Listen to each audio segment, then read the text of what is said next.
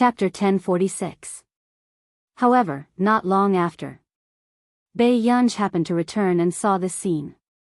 She slowly bit down on the candy on the tip of her tongue, but her footsteps didn't stop as she walked to Valerie's side. Her beautiful eyes were slightly raised, but she was overflowing with hostility. The next moment, Biyao's clean black leather boots stepped on Lai Yunheng's toes, and the sound of the mirror shattering could be heard. Lai Yunheng's face was twisted and hideous, and his painful howl sent chills down everyone's spine. Everyone lowered their heads. He saw the playful smile on Biyao's face. She was still in high spirits, but under her black leather boots, there was a glaring blood. The scene was chilling. Valerie's face turned pale when she saw this scene.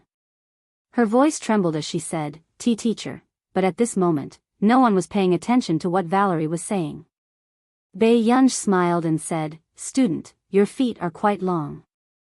It was not that there was no one in the K-Continent Academy who had a better background than Lai Yunheng, but they would not spoil their own interests for a piece of rat **T. Lai Yunheng didn't expect that the day he kicked an iron board would come so soon. Biyao moved the soles of her shoes away, but Lai Yunheng's toes were almost cut off. It was a tragic sight. "How dare you do this to me? Do you know who I am? My sister is Lai Yunqing." Lai Yunheng's face was full of pain, but he still yelled at Biyao fiercely. "I see." Biyao smirked and raised her eyebrows playfully. "What a pity. I never look at the owner when I hit a dog." Not long after, Lai Yunheng was sent to the hospital. Biyao looked at the others with interest. But when Biyao was called away, the others broke out in cold sweat. Who was this person? She was too cruel. Lai Yunheng's toes were almost cut off. In the dean's office, the dean's face was ashen. Valerie's face was pale.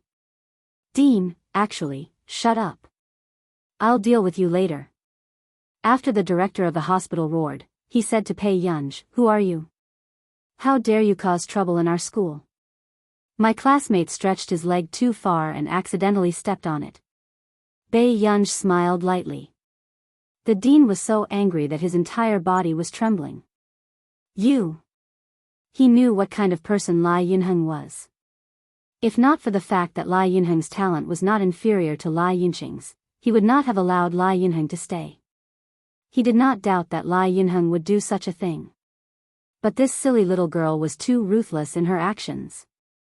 Something happened to Lai Yunheng in the K-Continent Academy. "Get your parents here.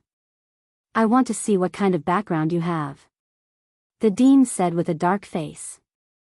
He had to deal with this person today so that he could give the Lai family an explanation. "Dean, this has nothing to do with her.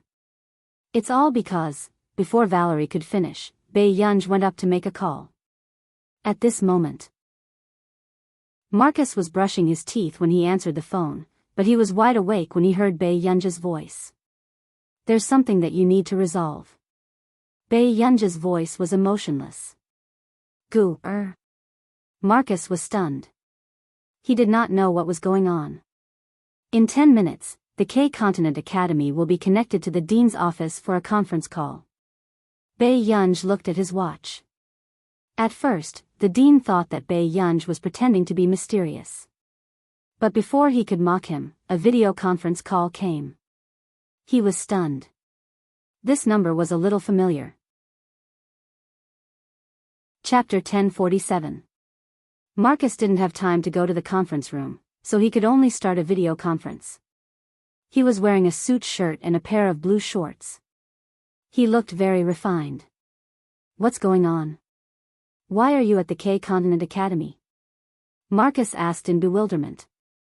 The dean of the K-Continent Academy pondered for a while, and his face stiffened. He couldn't figure out how Biyao knew Marcus. "Aren't you going to tell me why my student was sent to the K-Continent Academy as a teaching assistant?" Biyao sat on the sofa, glanced at Marcus, and asked casually. Marcus paused and glanced at Valerie. "Valerie? Since when was Valerie her student?" "She attended one of my classes," Biyao said naturally. Marcus was speechless. After attending one of her classes, she was her student. That meant that he had students all over the world. Valerie is your student? The dean was stunned. Valerie looked older than Bei Yunj. Saying that Bei Yunj was Valerie's student was more like it. Marcus was also a smart person. He could see that Valerie's eyes were red. She might have been wronged and Bei Yunj saw it. He sighed. He knew what Bei Yunj wanted to do. Soon, a smile appeared on Marcus' face. You still don't know her? Then let me introduce her to you. This is the former member of our country's computing institute that you mentioned to me more than a dozen times. As soon as he finished speaking, everyone suddenly fell silent. The dean froze, and his mind was in a mess. What? What did she mean? This was... The dean immediately turned his head and looked at the girl who was less than 20 years old in front of him. There was only one thought in his mind. She was King Dun 4. That's not right. How could you not know? Didn't we remind you that criminals had hacked into your system yesterday? The dean's face turned paler with every word Marcus said. They had hacked into the system. Let's talk about how to deal with my student who was sexually harassed in your school. Bei Yunj glanced at his phone and threw the evidence that Kay had found to the dean. The dean's face turned pale after reading it. Bei Yunj found Lai Yinheng's private group chat. There were all kinds of unsightly chat records. Last month, someone deliberately wet Valerie's clothes with water. Half a month ago, someone took the opportunity to hug Valerie and discussed in the group chat about Valerie's touch with other girls. A few days ago, someone had even left a note in Valerie's office filled with obscenities. Teacher, I didn't expect Valerie to be your student. The dean's to Valerie's face. I shouldn't have left Lai Yinheng alive. Bei Yunj chuckled softly, but the smile did not reach his eyes. He said slowly, I didn't expect that someone would dare to touch my student. Her eyes curved as she continued to ask him in a good mood, but her tone was gentle. Dean, do you think the reputation of the K Country Academy will be destroyed in my hands?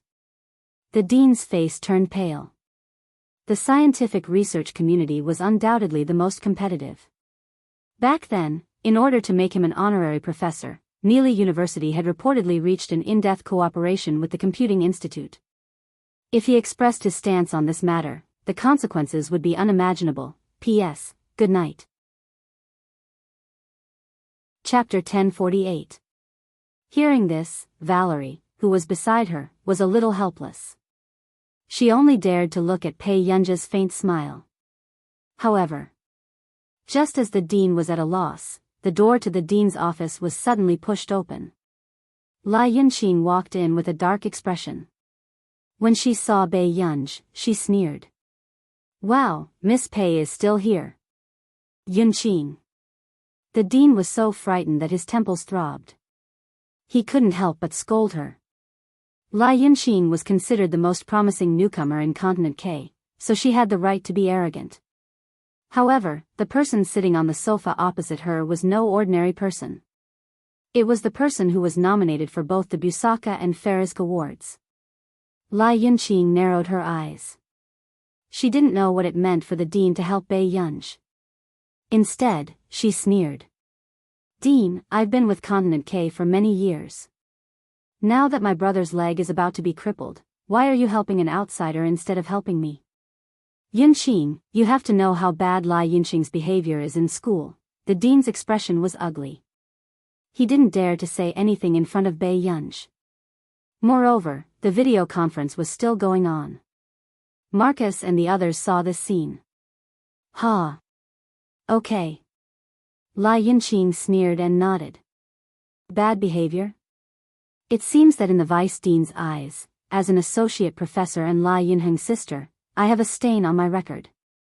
Since that's the case, there's no need for me to continue staying here. Professor Lai, I didn't think of it that way. You. The dean started to have a headache.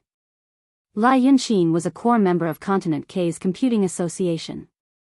If Lai Yunqing left, it would affect Continent K's academy greatly. Now, as Lai Yunheng's sister, I just want to seek justice for my brother. I want the person who hurt him to pay the price. Lai Yunqing stared at Bei Yunj gloomily and sneered. Miss Pei, I didn't argue with you because you were Luo Xie's friend. However, if you can't give me an explanation, you'd better call your parents here. Our Lai family is not to be trifled with. Incontinent K. Hearing this, the principal's heart skipped a beat. He was afraid that if Bei Yunj was unhappy, she would punish Lai Yunqing along with the Academy of K Continent. Suddenly, a burst of applause attracted Lai Yunqing's attention. Good, Professor Lai is really bold. Lai Yunqing took a closer look and recognized that the person in the video conference was Marcus. Her face turned pale. Director Marcus. She had almost forgotten that no matter how weak Valerie's background was, she was still from the Our Nation's Computing Institute. And her brother had indeed been harassing the people at Country R's Computing Institute, true enough. Marcus laughed, but his eyes were cold. I haven't even gotten an explanation for the sexual harassment of the members I targeted, yet Professor Lai has come knocking on my door. Lai Yunqing looked flustered. She really didn't expect that the director's office was still holding a video conference. He was just an ordinary member. Why was a core member of the Our Nation's Research Institute attending a meeting? Just as Marcus was about to launch an attack, he suddenly paused and smiled meaningfully. Isn't Professor Lai looking for Miss Pei's parents? Lai Yunqing was stunned by this sudden question. But then, a familiar voice sounded outside the door. Who's looking for me? Lai Yunqing's expression changed. She turned around and saw Nancy. End of chapter. Chapter 1049. What was going on? Bei Yunj's parent was Nancy? Why? The color drained from Lai Yunqing's face, and the dean subconsciously closed his eyes, feeling very regretful. Sure enough, Nance knew Bei Yunj from the start. Marcus? What are you doing here? Nancy's tone was full of wariness. Don't think that he didn't know that Marcus and Zhong Xinglin were like ghosts, thinking about how to kidnap other people's disciples every day. Teacher Nancy, it was your student who hurt Professor Lai's brother for the sake of a member of our institute. Look, someone is here to denounce her. Hearing Marcus's words, Lai Yunqing's expression became even worse. Bei Yunj was Nancy's student? What was going on? Didn't Nancy never accept students? How could Bei Yunj become Nancy's student? However, after Nancy learned the truth, his face darkened. Bei Yunj. Bei Yunj's fingers, which were holding the candy wrapper, paused. What do you mean? I pretended not to know you. Don't you know how to coax an old man like me? You even called Marcus, this lousy guy? Nancy was stunned, then he said angrily. Bei Yunj, Marcus's team couldn't help but lower their heads, not daring to look at their leader's expression. Nancy's eyes widened, and the more he spoke, the sadder he became. What, do you want to change masters? To think that I didn't even sleep for 3 days looking for you. Sure enough, this little girl doesn't have a heart at all. Bei Yunj's eyebrows moved, and the corners of his lips twitched. After a while, he said, I didn't mean that.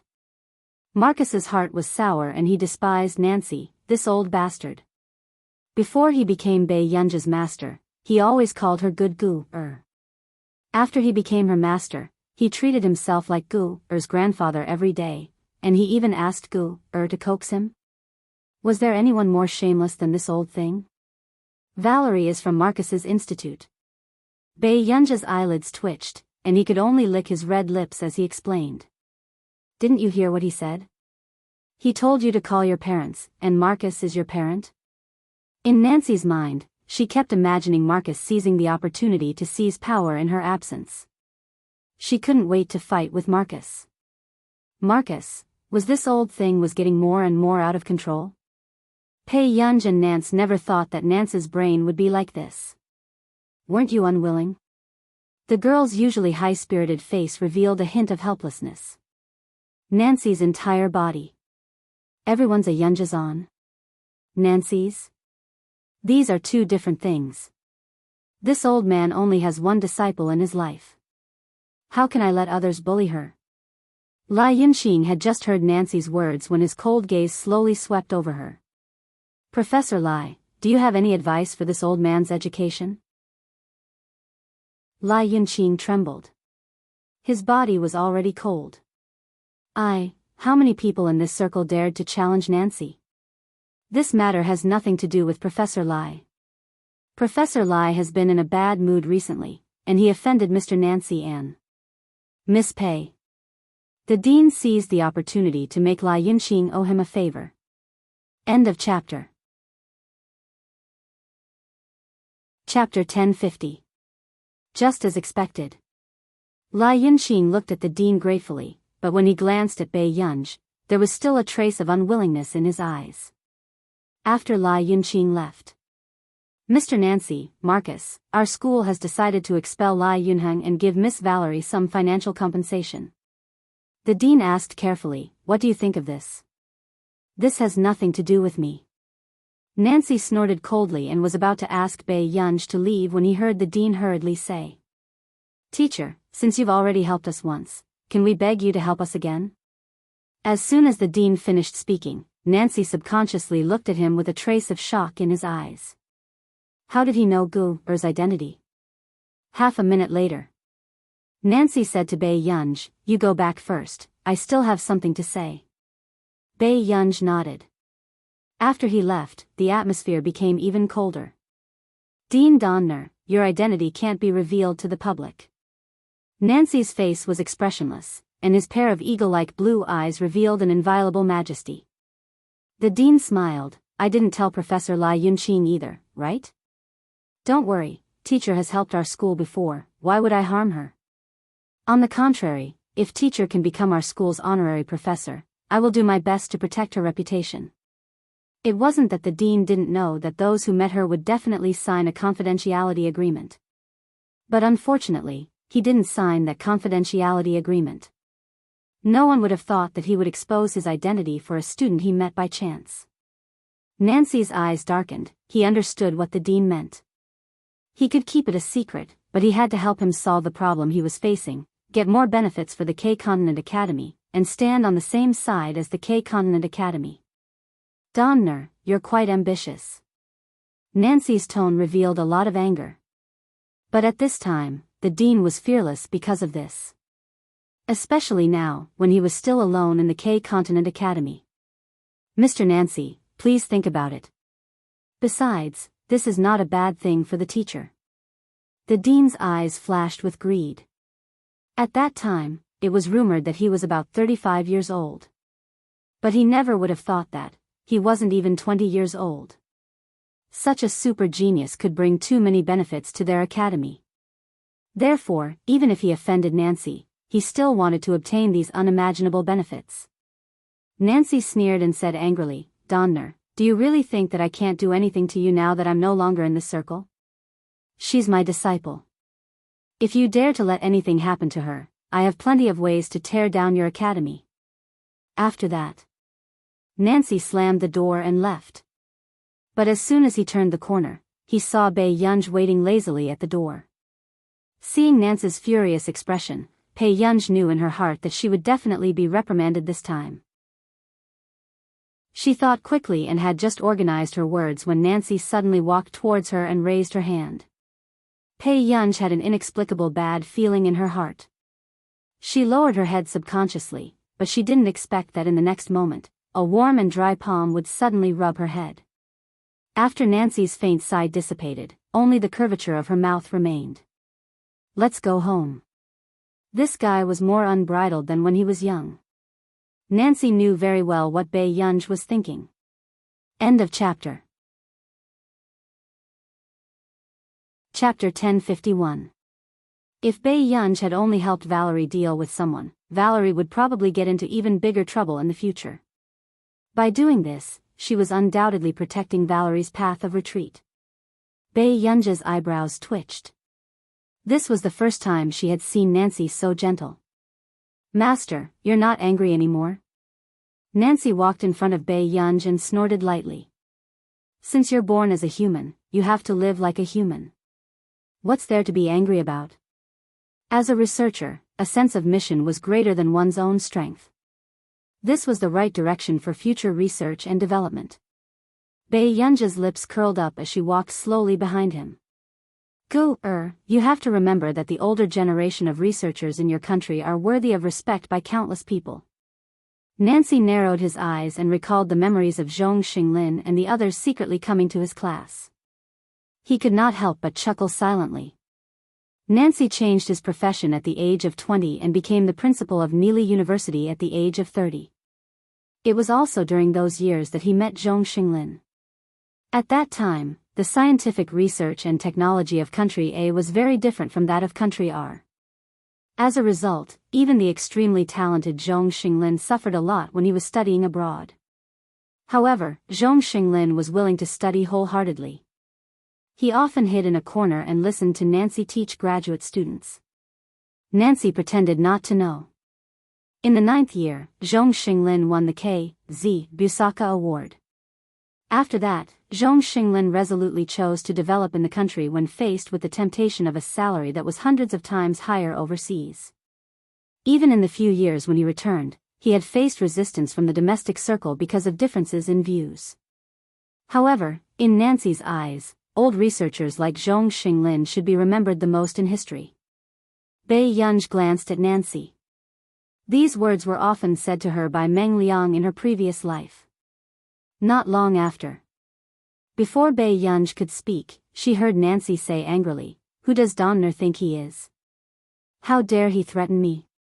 When I destroyed the entire circle back then, he was still playing with mud somewhere."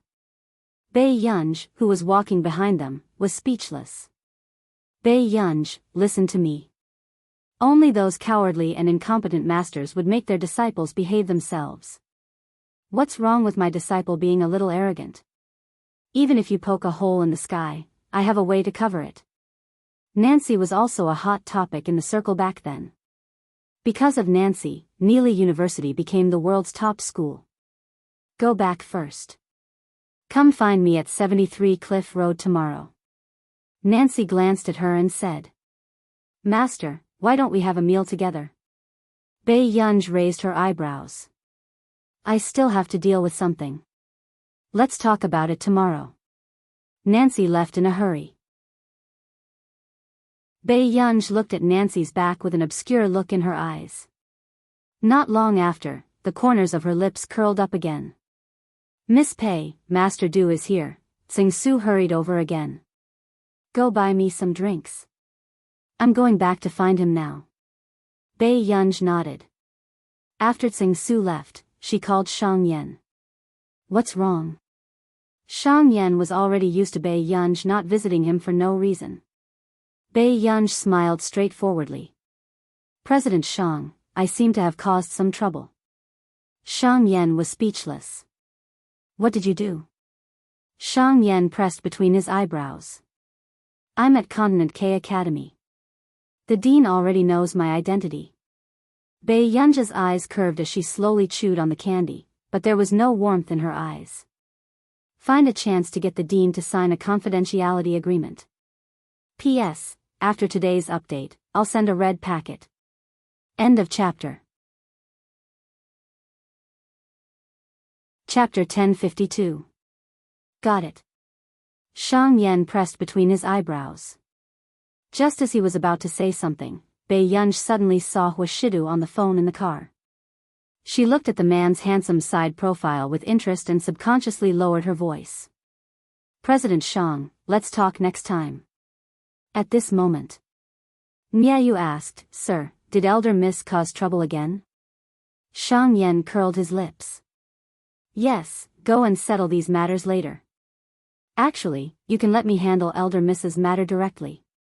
"You don't have to." Before Miayu could finish speaking, he noticed Shang Yan's indifferent gaze sweeping over him. Instantly, Miayu fell silent. On campus, Bai Yunji had just knocked on Huashidu's car window when Tsing Su suddenly called and said that he had not found the way. Bai Yunji's eyelids twitched and she had no choice but to look for Tsing Su first. However, halfway through the journey, Tsing Su was very happy. "Miss Pei, I've found Master Du." Bai Yunji was speechless. Pei. Before Tsing Su could finish speaking, Bei Yunj hung up the phone and walked back. But not long after, Bei Yunj suddenly saw a beautiful girl standing beside the man's back. The girl blushed and looked at the man shyly. Soon, she tiptoed and wanted to kiss the man's side profile. Bei Yunj raised her eyebrows and her beautiful eyes darkened. She quickly walked to the man's side and gently held the girl's cheek with one hand. She chuckled lazily, her eyes seductive. "Classmate, whose person are you kissing?" The girl looked up and saw the excessively beautiful girl in front of her. She was stunned for a moment. But soon, she said angrily, "Who is she?" "Su Yu, you bastard." Bei Yunj was about to say something when she suddenly realized that something was wrong. Who was this girl scolding? Bei Yunj suddenly had a bad feeling. As expected, she turned around and heard the man's chuckle. Where did this little girl come from? She has a sense of justice. This was not Hushidu's voice at all. Bei Yunj looked up and met Su Yu's eyes. Bei Yunj couldn't be blamed for admitting his mistake. Today, Hushidu was different from usual. He was wearing a smoky gray suit. His posture was tall and straight, and he fully displayed his elegance and arrogance. He was both lustful and refined. Judging from the man's height and the suit he was wearing, it was easy to confuse him from the back. Yun Yun. Suddenly, a low and magnetic voice sounded from not far away. The main character had appeared. Bei Yunj, a short while later. Bei Yunj slowly turned her head and looked at the angry girl in front of her. The two of them looked at each other. Bei Yunj also looked very natural. Then, before the girl could react, Bei Yunj suddenly gave the girl a hug and said politely, "Sorry for the intrusion. Please continue." After that, Bei Yunj stuffed a few candies into the girl's pocket and quickly left the scene without blushing. The girl, how could he be flirted with by a girl? However, in the next second, the girl's eyes widened when she saw the man Bei Yunj was walking towards. Master Du? What was even more unbelievable to the girl was that the unbelievably beautiful girl had burrowed her head into Hushida's coat. "You've grown up. You even admitted your mistake to me?" When Hushidu saw Bei Yunj walking over expressionlessly, the corners of his upturned eyes were filled with amusement. He could not help but find it funny. Yes, it's quite embarrassing. A certain Pei, who was in her arms, sighed and could not help but touch her. End of this chapter. Chapter 1053. After a while, the man's low chuckle drifted into Bei Yunj's ears. It was a little ticklish. Bei Yunj was speechless. Sensing that the person in his arms was messing around, the man quickly pressed her hand down and smiled casually. "If you want to, you can do it in the car later." Bei Yunj was speechless. At this moment, Su Yu suddenly smiled and said, "So it's the one from Master Du's family. I've heard of her for a long time." He had been wondering what the person from Master Du's family would be like when Yu Hanran said that she was unruly. He could not guess that she would have such a personality. Su Yu was quite interested. He looked straight at Bei Yunj, but when he sensed Hushidu's faint smile, he immediately looked away. This was the first time he knew that Hushidu was so possessive of someone. He could not even look at her. "Su Yu, are you very free?" Hushidu glanced at him casually. He did not really care that his child had recognized the wrong person. "Master Du, your girl even recognized you wrongly. She doesn't seem to care much about you." Su Yu was not afraid of death. Bei Yunja's eyelids twitched. She did not expect this person to bring trouble to her. Then, Bei Yunj tugged at the man's suit cuffs and coaxed him skillfully. "Brother, if he wasn't wearing a pad, I definitely wouldn't have recognized him wrongly." Su Yu's smile froze. Su Yu was not considered short. His height of 182 centimeters was very proper, but Hushidu's height of 187 centimeters made Su Yu feel a little pressured. Therefore, Su Yu would occasionally add a pad. However, he did not expect Bei Yunj to have such sharp eyes. At this moment, Suyu looked at Huashidu and glanced at his shoes. Master Du was too much. Let's go. The man smiled silently and naturally held his little girl's hand and led her back to the car. Sang Su drove the car that sent Bai Yunj to K Continent Academy and left. On the other side, Huashidu was sitting in the driver's seat. Bai Yunj was sitting beside him, glancing at the man from time to time. What do you want to ask? Huashidu asked. What's the girl's name? Bai Yunj felt sorry for the girl. Her name is Su Jihuan. Bai Yunj turned to look at him, but didn't say anything. Su Yu is the adopted son of the Su family. It was decided long ago that he had to marry Su Jihuan. Huashidu was not interested in these things and only knew roughly what was going on. Bai Yunj didn't ask any more questions. She could tell that Su Jihuan liked Su Yu very much. But in Su Yu's eyes, there was no trace of Su Jihuan. Are you interested in Su Jihuan? The man asked casually. Bai Yunj, what? The man's sexy Adam's apple moved slightly and he chuckled. If Yunyan likes it, I'll ask the Su family to send her over to play with you tomorrow. Bai Yunj, what a tyrant. I have to go out tomorrow. The man raised an eyebrow. How's the inspection today? Hearing this, Bai Yunj stopped playing with her phone. Not long after, she looked at him with curved eyes. Dr. Luo was a little busy today and didn't have time to do the inspection. Brother, did you bring me to K Continent for this inspection? The man looked at the little girl beside him through the rearview mirror. Soon. Huashidu parked the car at the side and stared at her with his pale-colored eyes. Yunyan, you don't like it? Bai Yunj couldn't stand the man's staring gaze and instinctively wanted to open the car door. But the man locked the car even faster. Bai Yunj turned to look at him. Question mark. End of chapter.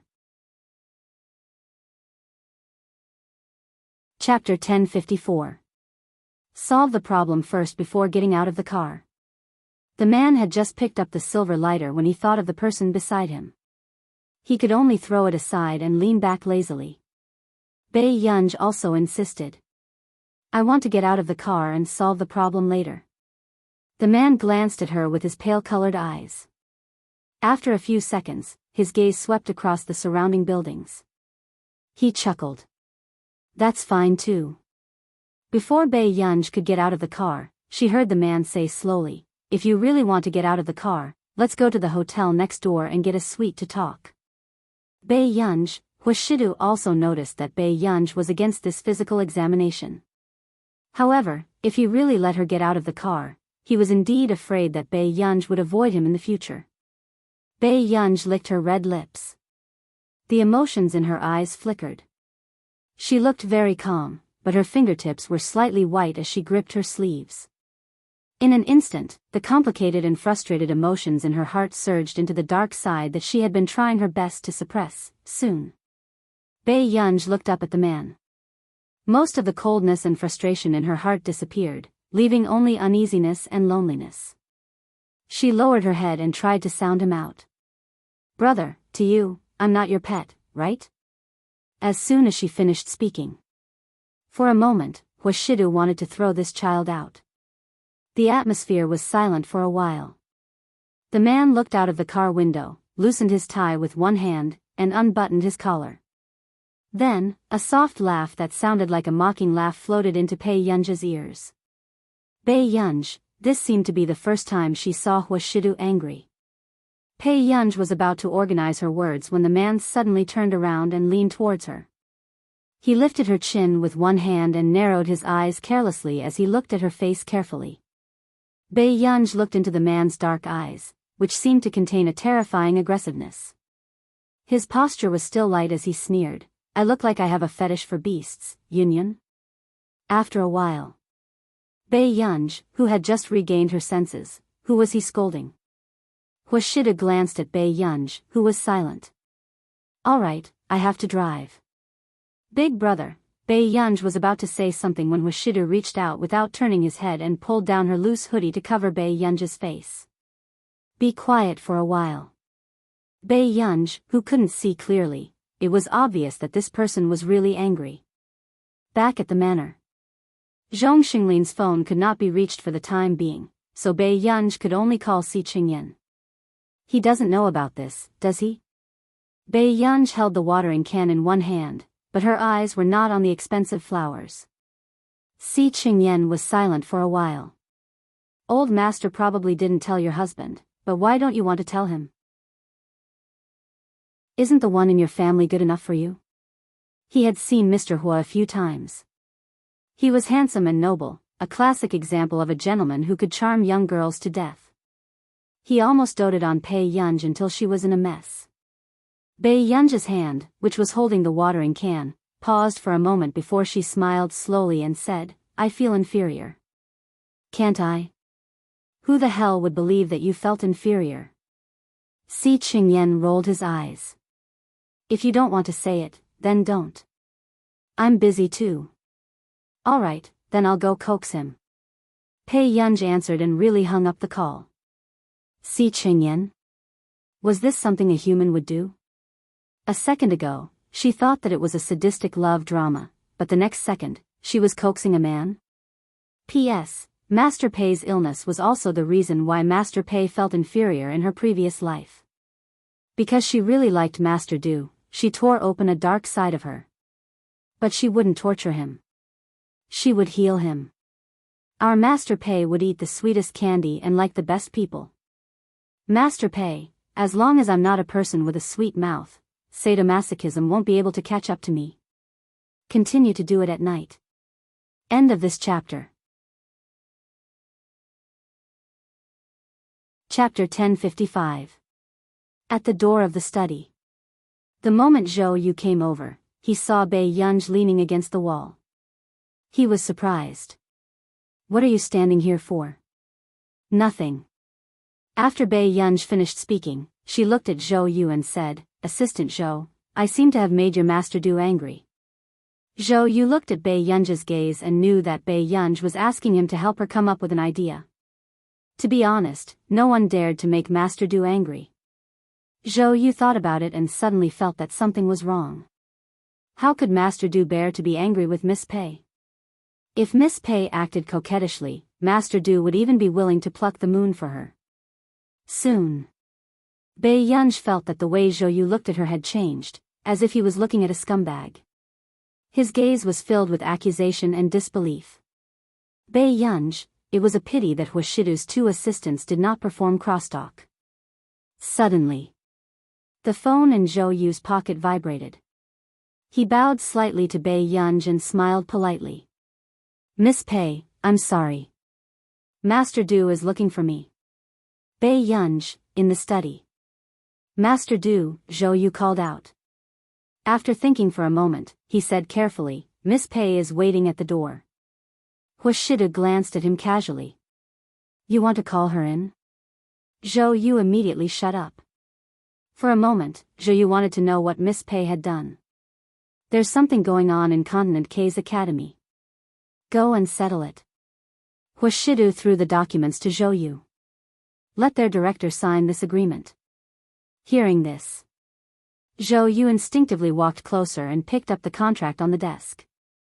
He opened it and saw that it was a confidentiality agreement. Zhou Yu was one of the few people who knew Bei Yunj's true identity. He was slightly surprised. Director Donner knows about it? He reported it. Huashidu's slender index finger tapped on the table gently. His voice was calm, but Zhou Yu felt a chill. Zhou Yu felt a chill down his spine. Dean Donner was too bold. He knew how important this was to Country A, so he didn't provoke them on the surface. Instead, he leaked this information to the higher-ups. He could also fight for some benefits for himself. However, what Tang Dina didn't expect was that this message would be sent to Huashidu. Understood. I'll get the dean to sign this document. Zhou Yu nodded. Then, Huashidu asked unhurriedly, I heard that there's a vice principal of K Continent Academy who is from Country A? Zhou Yu was stunned for a moment. Soon, he bowed slightly to Huashidu. Yes, Director Donner has reached the age where he should delegate power. After that, Zhou Yu sighed in his heart. What kind of bewitching potion did Miss Pei cast on Master Du? Next. Before Zhou Yu could regain his senses, he heard the man ask casually, "She's been outside for so long. Aren't you going to let her in?" Zhou Yu, a short while later. Bai Yunj saw Zhou Yu come out with a document in his hand. "Miss Pei, please go in." Zhou Yu forced a smile. "Brother, have you calmed down?" Bai Yunj hesitated. Zhou Yu's smile cracked slightly. After a while, Bai Yunj pushed open the door of the study and saw the man inside reading a document. A pair of gold-rimmed glasses rested on the bridge of his nose. His collar was loose and casual. He was so lazy and sexy that it made people blush and their hearts race. "Looking for me?" Bai Yunj didn't speak for a long time. The man's low and magnetic voice sounded unhurriedly. "P.S. More in the morning. Good night." End of chapter. Chapter 1056. Bai Yunj regained her senses. Even the words she had organized outside were disrupted by her thoughts. "Brother, Before Bai Yunj could finish speaking, the phone in her pocket suddenly vibrated. Who would insist on calling at this time? Bai Yunj took it out and saw that it was a call from Si Qingyan. Her eyebrows moved as she glanced at Huashidu and quickly answered the call. Before she could speak, she heard Si Qingyan ask, "Yunj, is your third brother all right?" Bai Yunj's eyes moved. "What's wrong? Don't tell me you don't know that your third brother is competing in Continent K and lost just now?" Si Qingyan immediately asked when he heard this. It was only then that Bai Yunj remembered that Qin Lang had said that there was a competition recently. He lost? Bai Yunj's eyes darkened. According to the previous trend, Qin Lang had never competed in Continent K. And the first time he lost, it was because his hand was injured. "Yeah, I think something happened at the venue." Not only did Qin Lang lose the competition, he was also injured. "I don't know if it's serious." Hearing this, Bai Yunj licked her red lips and was silent for a moment before she asked, "Where's the address?" After getting the address and hanging up the call, Bai Yunj noticed that the man had been looking at her. "Are you going out?" the man asked first. For a moment, Bai Yunj felt like she was no longer human. Bai Yunj nodded. Who knew? After a while, she heard the man say slowly, "I thought you were here to coax me." Bai Yunj was speechless. Soon, in the back seat, Bai Yunj looked at the man beside her from time to time. However, the man was sitting upright with a book in his hand. His handsome eyes were light and calm, but he did not look at her. Suddenly, "Brother, is the book that good?" Bai Yunj's beautiful eyes curved as she leaned over and asked with a smile, "Why don't you look at me more?" Huashidu saw the young lady coming over and gently pressed his fingers against her head. But a certain someone, who had always been experienced, rubbed her forehead against his finger like a spoiled child. Before he could react, the book in the man's hand was snatched away.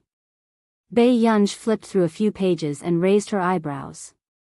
"You don't look as good as me." After saying this, Bai Yunj's book was taken away by a slender and beautiful hand. "We're here." The car had just stopped, and the man's unhurried voice sounded. "Bai Yunj, all right, I'll have to coax her next time." However, before Bai Yunj could get out of the car, someone suddenly grabbed her waist from behind. The world spun and Bai Yunj's back was suddenly pressed against a warm chest. "Brother?" Before she could regain her senses, her face was covered by something furry. The tip of her nose was filled with the unique cold and pleasant scent of a man. Huashidu reached out and pulled down the scarf, revealing the little girl's exquisite face. "All right, you can go out now." Bai Yunj unconsciously curled the corners of her lips.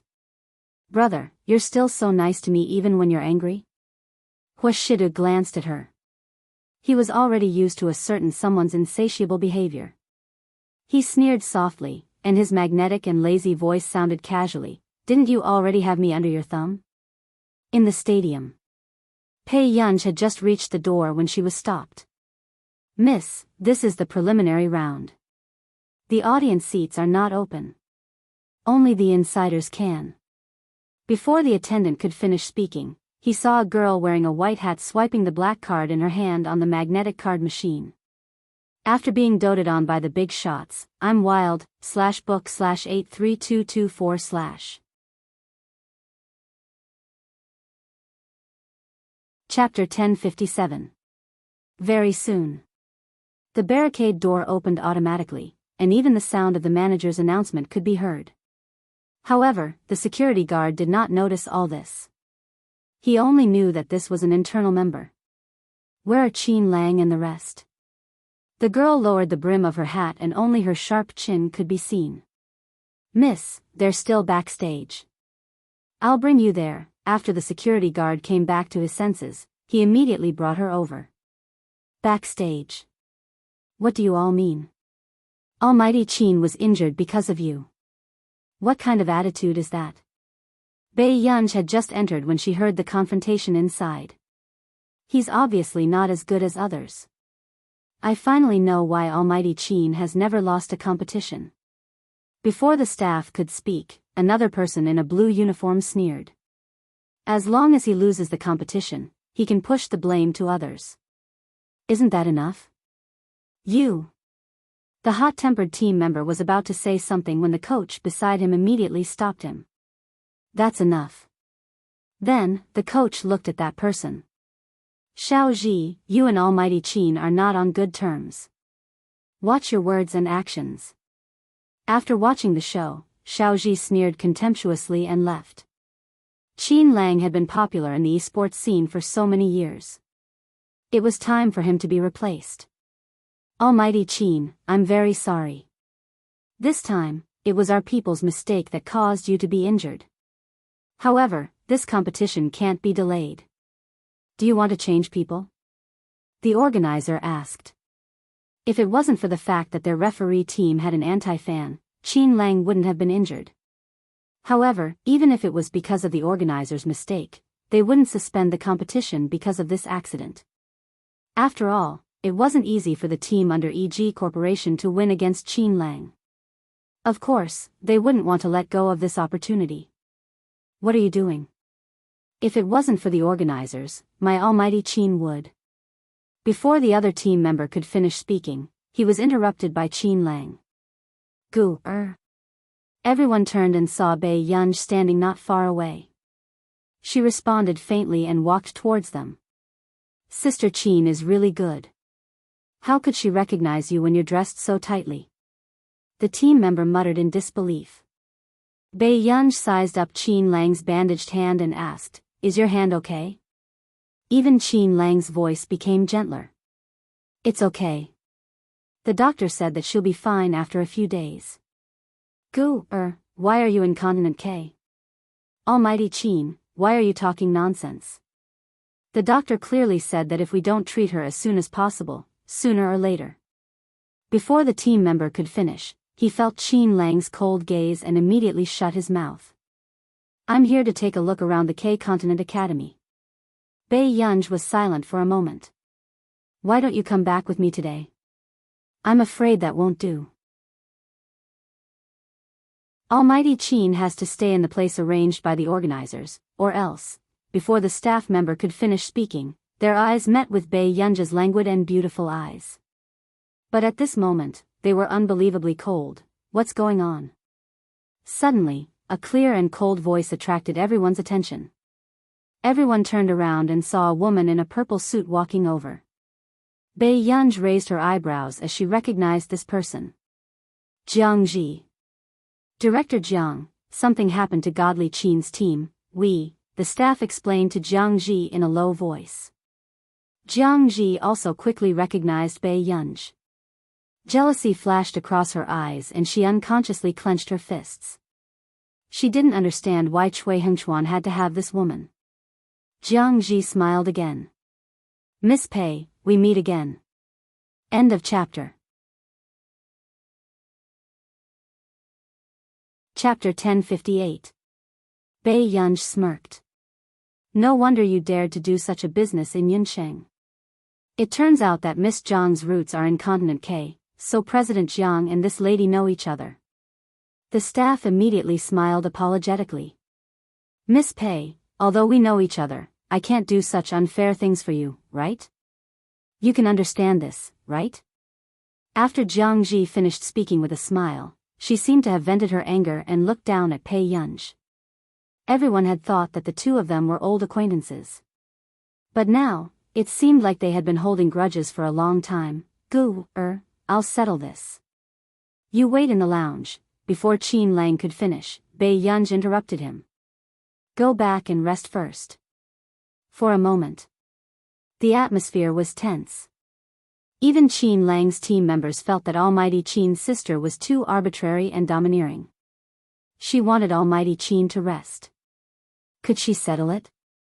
Or did she think that someone would delay the competition for her sake? Before Qin Lang could finish, he met his sister's eyes and immediately shut his mouth. After a while, Qin Lang could only nod and use his eyes to signal the other team members to calm Bei Yunj down and not let her be impulsive. After they left, Bei Yunj's smile disappeared and her beautiful eyes were filled with hostility. Why? Do you think that you don't have to take responsibility for hurting my family? After she finished speaking, everyone was stunned. They didn't expect Bei Yunj to pursue the matter with the organizers. The staff members were in the wrong. Jiang Ji smiled and said, Miss Pei, what compensation do you want? Miss Jiang, do you think you have the status to negotiate with me? Bei Yunj sneered softly. She raised her eyebrows and sat down in her seat. Before she came, Bei Yunj had already contacted someone. Now she just had to wait. As expected, Jiang Ji's face had already darkened. The staff beside her was even more sarcastic. Miss Pei, who do you think you can get to negotiate with? It doesn't matter if Almighty Qin wants to compete or not. The maps of the gods can still be played without him. If you know what's good for you, you can still stay and watch the competition. If you don't know what's good for you, then I can only ask you to leave. Hearing this, Jiang Ji's complexion improved slightly. Jiang Ji smiled. Miss Pei, I understand that you're in a bad mood, but rules are rules. How can they be changed so easily? The staff member patted his collar and glanced at Bei Yunj with disdain. If there's nothing else, I'll let Almighty Qin continue the competition. Hearing this, the team members couldn't help but look at Bei Yunj. However, there was no movement from Bei Yunj. It seemed like she was here to throw a tantrum, but Qin Lang was a real siscon. However, unexpectedly, before the staff left, a man in a suit and leather shoes suddenly appeared in everyone's line of sight, panting. This person looks very familiar. Everyone was discussing. Suddenly, someone recognized him. It's Mr. Colin from the Delaney Group. Why would this person appear here? Jiang Ji couldn't help but look at Colin in disbelief. This was the general manager of the Delaney Group's Continent K branch. Normally, even she wouldn't have the chance to see him. Mr. Colin, how did you? When the staff saw Colin, his smiling face immediately changed. However, Colin didn't pay attention to anyone. Instead, he tidied up his suit and immediately walked in front of Bei Yunj. Miss Pei, sorry to keep you waiting. End of chapter. Chapter 1059. Bei Yunj looked at her watch and did not say anything else. Instead, she curled her lips with interest. Colin, this stadium belongs to Delaney, right? Colin nodded. Yes, Mississippi, he immediately smiled. If you like it, I believe Mr. Delaney is willing to give it to you. Hearing this, the staff member's smile stiffened. He suddenly had a bad feeling, indeed. The next moment, Bei Yunj curled her lips. Mr. Colin, you don't have to be so polite. However, I do want to borrow this land for a few days. Colin could not help but ask, Miss Pei, why are you suddenly interested in the stadium? I'm not too interested. Bei Yunj laughed lazily. I'm afraid that someone will chase me out. You must be joking. Although the people who have been setting up the stadium these few days are all from EG Corporation. But if EG Corporation really dares to chase you out, aren't they afraid that Mr. Vic will pursue the matter? As soon as she finished speaking, the staff member's heart trembled and he instantly felt weak. Mr. Vic, that was the founder of EG Corporation. What was the background of Almighty Qin's sister? She got Mr. Colin to receive her and even had contact with Mr. Vic? At this moment, only Qin Lang and the vice-captain of Vic's team, who had missed the competition but had met him at the auction, knew a little about the inside story. After a while, Colin seized the time to gain her favor. Don't worry, Miss Pei. As long as you're willing, the right to use this venue will belong to you. Everyone heard Bai Yunji's interested voice and said lazily, okay, then I'll have to consider if I should chase you out. The staff member's face turned green and he almost fainted. He did not expect things to turn around like this. The situation was obvious now. The organizer was not the one who could chase them out, but Bai Yunji. If Bai Yunji was even a little unhappy, she could kick all of them out of the door at any time. Jianghu was the first to panic.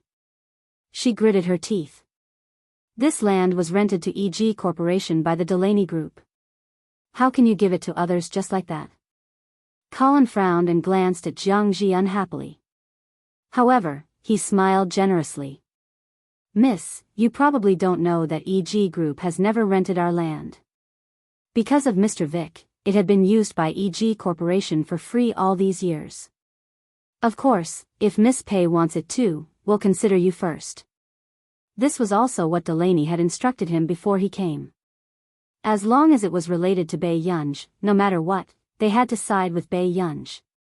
He had to coax the god of fortune. At this moment, Jianghu's face alternated between red and green, and the staff stuttered, Mr. Colin, our Maps of the Gods competition is only halfway through, how can we, I'm sorry, but we need Miss Pei's approval. Colin smiled. My mission this time is to assist Miss Pei. The staff member looked like he was about to cry. Jianghu gritted her teeth and looked at Bai Yunji. She didn't know where this woman got her connections from. Bai Yunji curled her lips and walked slowly in front of Jianghu. Her eyes were unruly, but her voice was gentle. Boss Jiang might not be used to it yet. In my place, I'm the rule. Everyone, you can also consider whether it's better to play here or be thrown out. Bai Yunji unwrapped the candy and smiled slowly. End of chapter.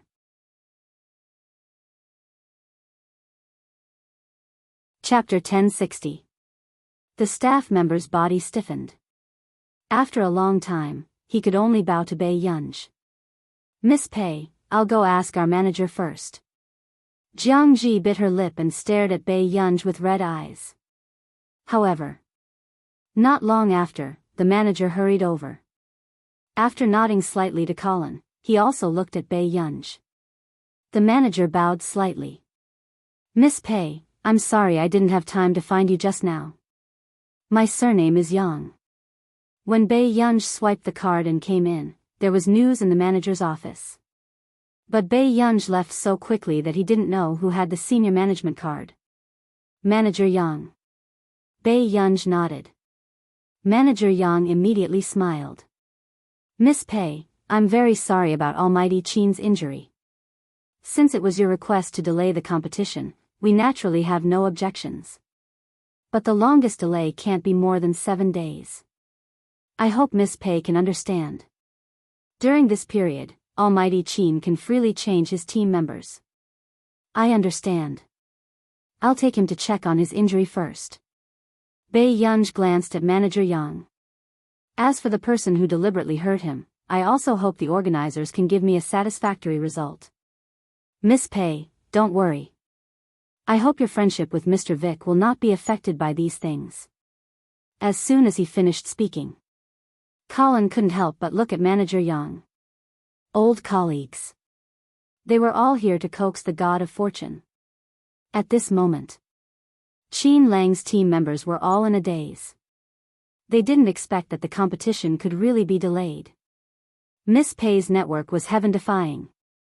In the end, when the delay was announced, everyone was shocked, including the members of these teams.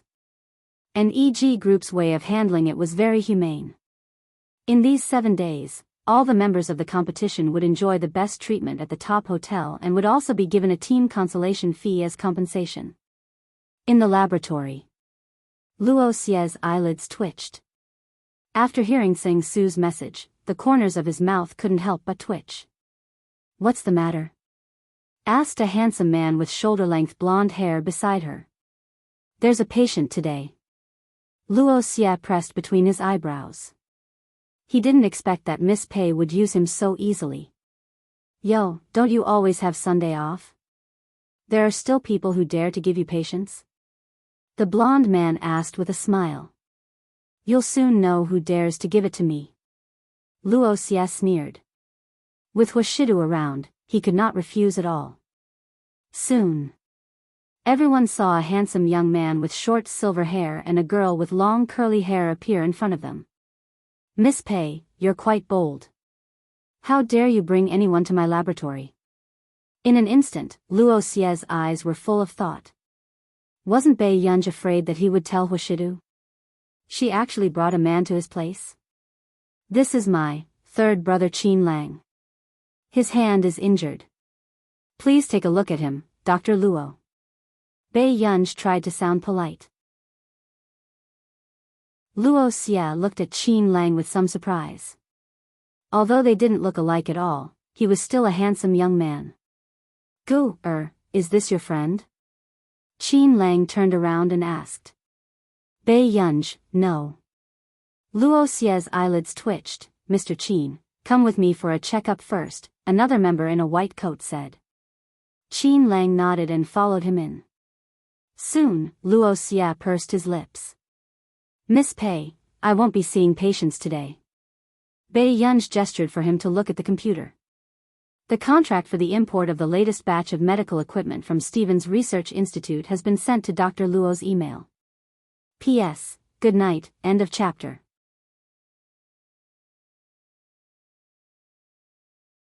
Chapter 1061. With that said, Luo Xie froze and stared at Bai Yunj for a while before he got up and went in. On the other hand, the blonde man followed beside Luo Xie excitedly, but his eyes were fixed on Bai Yunj. "Luo Xie, don't you think that girl is very beautiful?" "Of course." Luo Xie glanced at him coldly.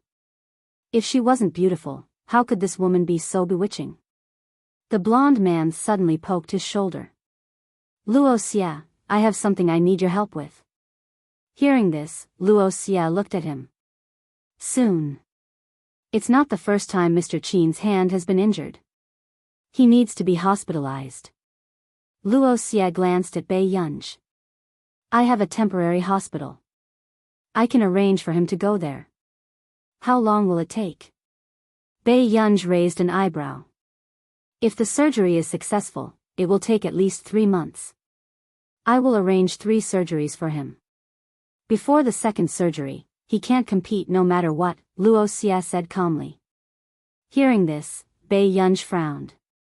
What about Qin Lang's competition? The blonde man beside him poked Luo Xie anxiously with his elbow. Only then did Luo Xie frown and glance at his friend unhappily. In the end, Luo Xie had no choice but to ask, "Does Miss Pei have time?" Bai Yunj glanced at the two of them. "I have something on tomorrow. You can do it today too," the blonde man said happily.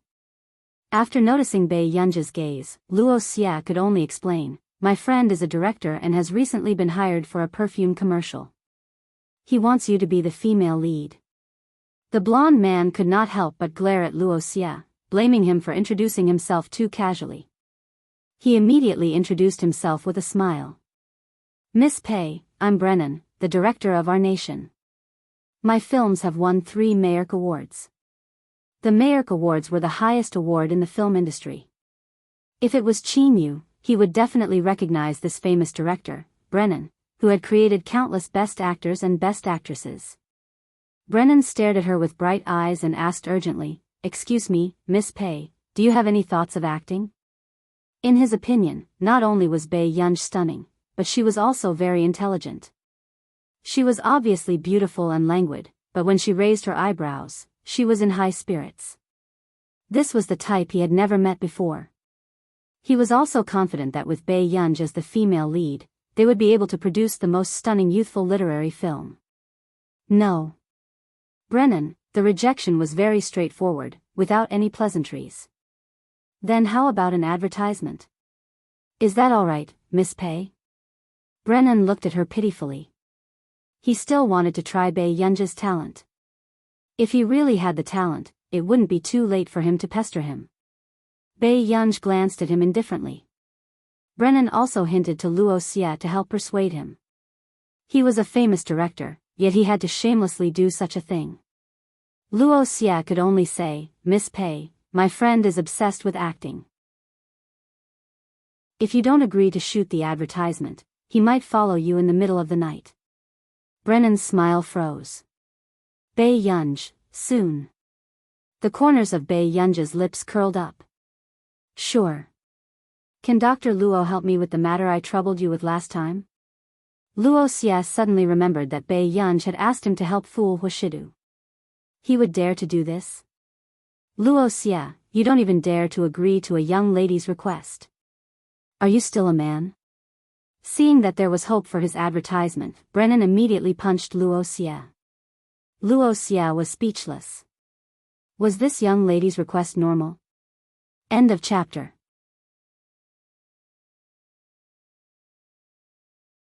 Chapter 1062. Miss Pei, don't worry. I'll agree on his behalf. There's definitely no problem. Brennan immediately patted his chest and promised. Wuxia wanted to speak, but Brennan quickly covered his mouth. Since we're brothers, I'll help you. What's wrong? Wuxia's expression turned ugly. After Qin Lang came out, he was immediately arranged to be hospitalized nearby for treatment. Brennan also rushed Wuxia to do a further examination for Qin Lang. On the other hand, Biyao and Brennan went to a nearby hotel. In just half an hour, the equipment and cameras were all ready. Miss Pei, why don't you change your clothes first? Brennan smiled, but his hands were nervously rubbing. Okay. Biyao sent Huashidu the last location message. Miss Pei, are you looking for someone to bring you home? Actually, I can send you home. Brennan was very enthusiastic. No need. After Biyao finished speaking, she followed the makeup artist and walked in. Brennan did not feel defeated. Instead, his eyes lit up as he looked at Biyao. Director, this person has a bad temper. Where did you hire her? Someone sighed. Really? I think she's quite cool. It wasn't easy for me to hire her. You guys have to work harder. Brennan snorted. He had a feeling that this advertisement would be popular. The others were speechless. Was this the God's face filter? 20 minutes later. Everyone finally knew why Brennan's filter was so big. Brennan had actually taken on this advertisement for more than half a year. However, he had interviewed artistes of all sizes, from international movie actresses to theater students. No one could meet Brennan's high standards. This made everyone feel that Brennan was too stubborn. How could anyone have a God's face that walked out of a painting? But at this moment, the staff members of the advertisement shoot looked at the person walking over and felt that their faces were slapping, regardless of gender. When they saw this scene with their own eyes, their eyes almost popped out. In the beginning, Brennan had defined the theme of this perfume as purity and desire. Simply put, it was high class and sexy. Hence, he had not considered Asians. The clothes he prepared were also more palatial. However, when he saw Biyao, Brennan vaguely felt that the girl in front of him could break his fixed thinking. Therefore, he quickly contacted a friend who was a collector and sent over his favorite sandalwood folding fan. It turned out that his intuition was right. He looked at the girl in front of him. Her black hair was wet, and water droplets slid down her slender and fair neck to her loose collar. However, she didn't show any emotion. Her pair of lazy and bright eyes contained a distant playfulness. Instead, she had an aura that made people unable to get close to her. Biyao was only wearing a long, translucent robe that clung to her body after getting wet. Her slender and beautiful hands were holding a folding fan, but the staff had already made sure that there was no risk of her being exposed. How are we going to film this? Biyao's tone was still lazy. She lowered her eyes and played with the folding fan in her hand. As for the female staff member who was in close contact with him, when she saw that the person in front of her had wet eyelashes, she inexplicably felt her face turn hot. This was too much. The current female Gu King was killing people online? Brennan coughed softly. He didn't dare to go near Biyao. Instead, he sat in front of the equipment and explained the details of the shoot through the microphone. It wasn't only Brennan. The others also didn't dare to look at Biyao. Where did this demoness come from? If they took another look, their hearts would uncontrollably race. End of chapter. Chapter 1063. Biyao was very perceptive. After hearing this, she followed Brennan's instructions and stood in the fountain of the goddess statue. Behind her was a magnificent dome hall, and the moonlight was hazy. However, Biyao leaned against the statue of the goddess and raised her eyebrows lazily with a folding fan. The water droplets that sprinkled on the ground were even more eye-catching than the moonlight and the statue of the goddess. At this moment, the people not far away happened to see this scene. The girl leaned against the pool. The surface of the pool was sparkling. The statue of the goddess, the moonlight, and her intertwined into an unforgettable scene. If this was in a movie, it would definitely be a classic. Cut. Brennan was extremely excited. Miss Pei, you're too smart. A newbie who was filming for the first time could actually pass in one take. She was too talented. Miss Pei, it's a pity that you're not in the industry. Brennan said impatiently, as if he had discovered an excellent piece of unpolished jade and couldn't wait to let everyone know. But then, Biyao saw a man not far away. Her eyes curved. Brother. Brennan immediately perked up. Miss Pei's brother? Biyao did not agree, but if Biyao's brother had thought it through, then he was not far from success. Brennan could not wait to turn his head, but when he met the man who was still holding a cigarette in his hand, his smile froze. How could it be Master Du? Biyao had just put on a towel and walked to Hushidu's side. After the man exhaled a faint mist, his pale-colored eyes finally landed on her, and the darkness in his eyes disappeared. Do you like acting? Biyao smiled and said, just a so-so. Hearing this, he reached out and brushed the wet hair on her neck. His tone was light and calm, but he seemed to be restraining himself. Go and dry your hair. Biyao raised her eyebrows.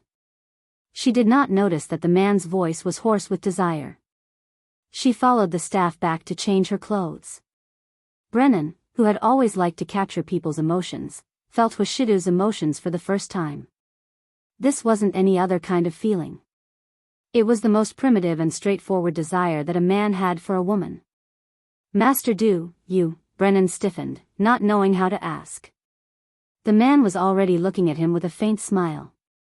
His well-proportioned hand under the sleeve of his suit slowly extinguished the cigarette butt. Brennan, did you find my subordinate for the actor you're looking for? Brennan was instantly petrified. Master Du, I don't know. Luoxia didn't tell him that Miss Pei was Master Du's woman. But now, even if they didn't want to, they had already done it. It was also the first time Brennan had been so bold. He braced himself and smiled obsequiously at Hushidu. Master Du, Miss Pei is really talented in acting. Look at the filming just now. Isn't it very lively? The corner of Tsing Su's mouth twitched. Was Brennan crazy? At this point, they were still thinking about letting Miss Pei enter the industry? I don't want anything from this shoot to be leaked. Hushida glanced at him and said slowly, I can arrange a suitable actor for you.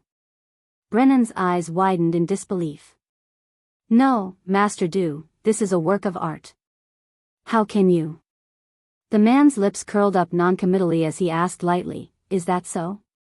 When Brennan heard this, he thought that he had a chance to fight for it, but he didn't expect the next sentence. "Then give me the original and delete the rest." End of chapter.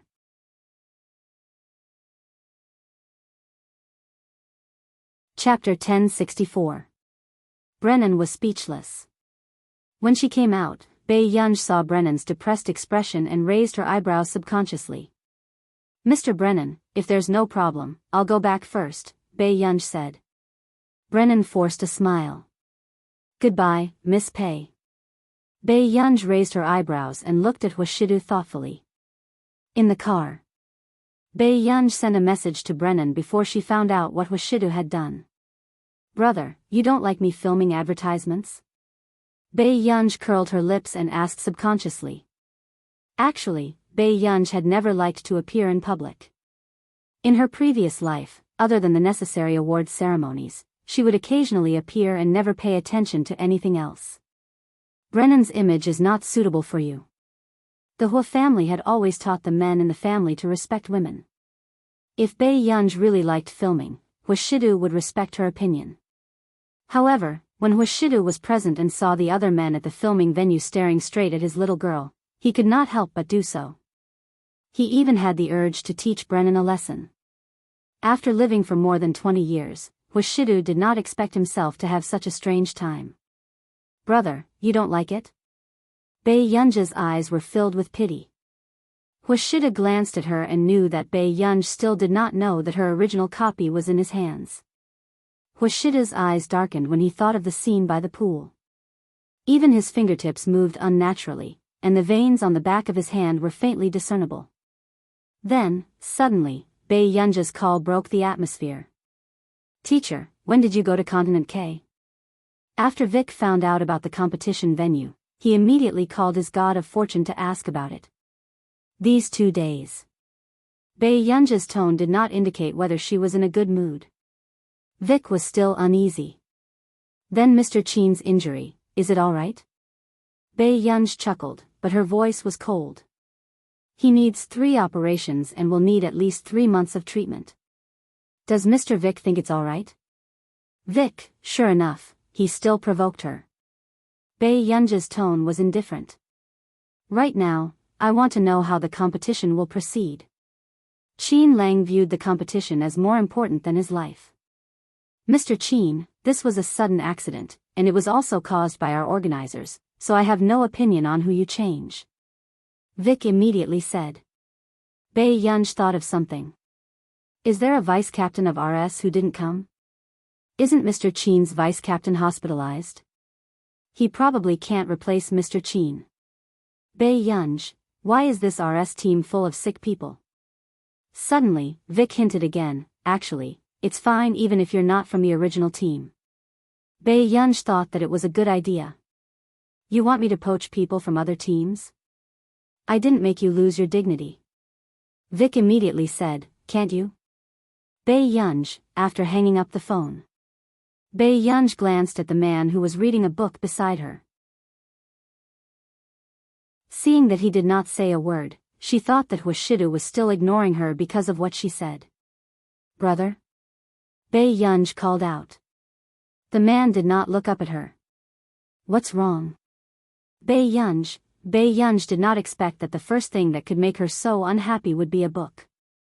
Suddenly, Biyao placed one hand on a certain someone's book and looked at Wuxia with curved eyes. P.S.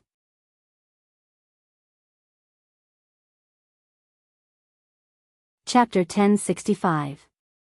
"Brother, I think I lost my hair tie." Wuxia glanced at the smiling little girl, as if he was looking at a cat that wanted to play with him. Not long after, the man reached out and took out a new hair tie. Biyao often dropped this thing, so Wuxia often prepared 2 or 3 in the car. "Sit over here." Wuxia casually placed the book on his lap. When Biyao came closer, he noticed that the little girl did not dare to get too close. He sneered and his playful tone was a little muddled. "Why? Are you afraid now?" Before Biyao could speak, the man suddenly seemed to be very close to her. His magnetic and smiling voice sounded in her ear, tickling her ear.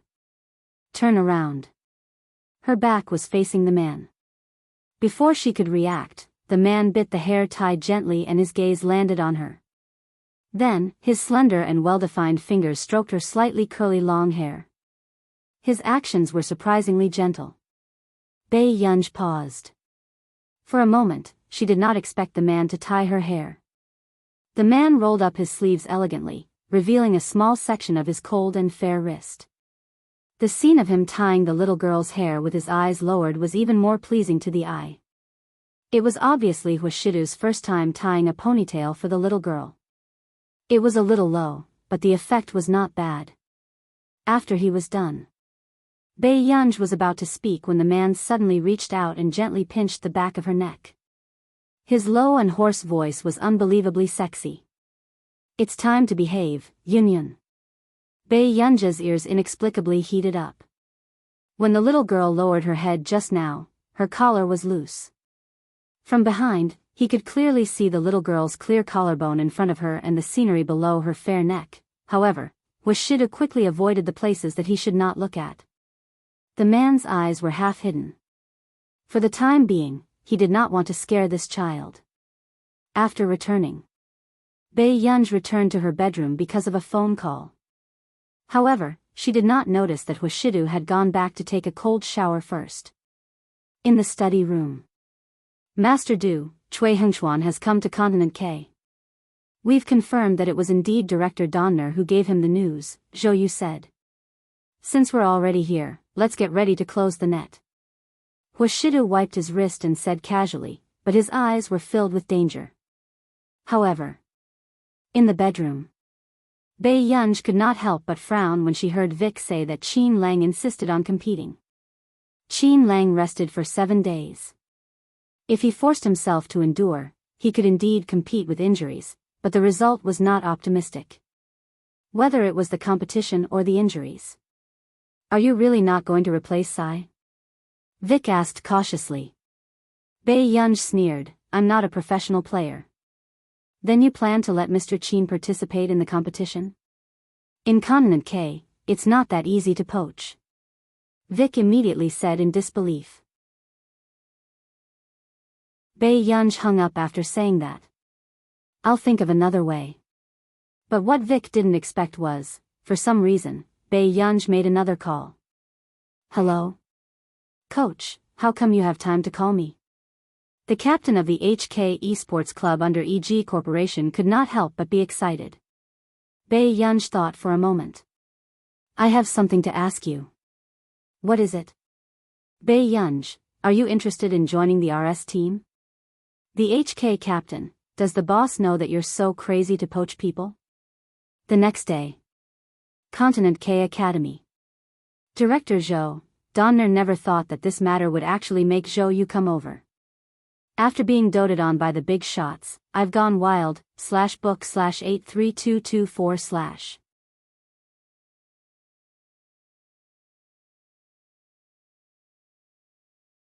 Besides, this young man really likes you. He begged me for a long time. Baiyang, why didn't she know about this? Get her away from me. I don't want to cause trouble for myself. Baiyang glanced at Nancy, still cold and emotionless. Nancy, he didn't know what that young man was thinking. He actually liked his disciple. When he talked about Gu, he looked like a nervous little boy. But he had heard from Stephen that Luo Xie had done a lot of research on bipolar disorder I. Maybe he had a way to cure Baiyang. Nancy laughed. That young man won't let it go. I think he's very fanatical about you. Baiyang, please inform the administrator backstage if you need help.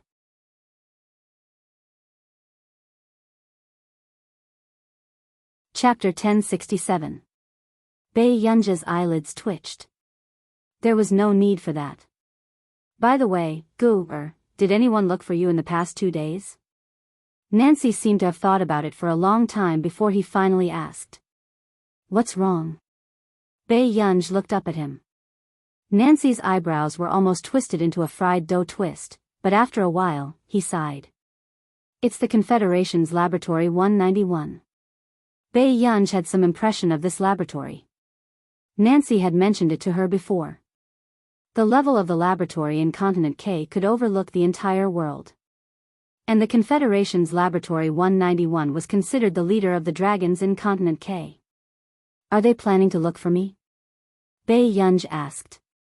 The influence of Confederation 191 in Continent K is not to be underestimated. Logically speaking, as long as you enter Continent K, it's impossible for them not to know. Even if they find you at the airport, the chances of them finding you are very high. Nancy was also puzzled. Bei Yunj said, I took a private plane here. Nancy was speechless. He had really underestimated the power of money. Master, you don't want me to enter Confederation 191? Bei Yunj looked at Nancy. In Bei Yunj's opinion, Nancy had a lot of unknown past. The first time she saw him, Nancy leaned against the roadside in ragged clothes and did not care about trifles. Bei Yunj mistook him for a beggar. But in Country R, the elegant and warm decorations of the Backton Manor did not seem like Nancy's style. Nancy's eyes were cold and his tone was sarcastic. That dark and ugly place. Everyone's heart is dirty. Bei Yunj looked at him for a while. She just smiled silently. Don't worry, I won't go. Nancy still couldn't help but test her. Really? Actually, Confederation 191 has a lot of experimental data that hasn't been exposed. It's very beneficial for you. As expected. Bei Yunj's hand stopped and she suddenly looked up and asked, Then can I? And Nancy's eyelids twitched. He instantly knew what she was going to do. You can't. Bei Yunj raised her eyebrows lazily, a little unhappy. Nancy was afraid that Bei Yunj would do something crazy, so she said, Don't do anything stupid. I don't want to see you being hunted down by the Confederate 191 in a few days. Bei Yunj raised her eyebrows. However, I remember that they have a training camp that is open to everyone. As long as you enter the final round of the training competition, you will have the opportunity to enter their library. Nancy's eyes suddenly turned sneaky. The data of the Confederation 191 from a few years ago can all be accessed through the administrator's mainframe. When the time comes, you can make as much as you want. What about the past few years? Bei Yunj asked. In the past few years, they've been researching something. If not for a few years ago, there was still Gu Ruzhou, sure.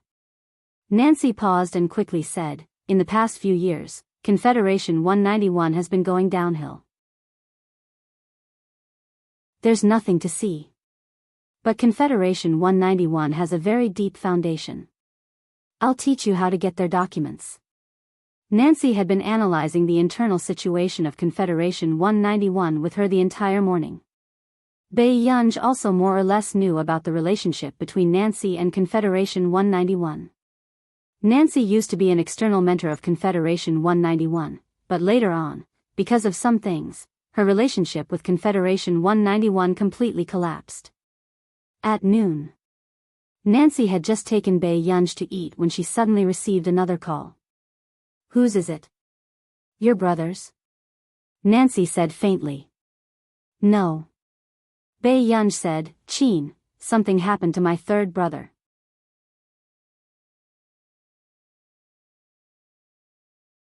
Chapter 1068. Bei Yunj laughed, but her eyes were unreadable. She cut the foie gras slowly. I'll fight for him. It's useless even if I win.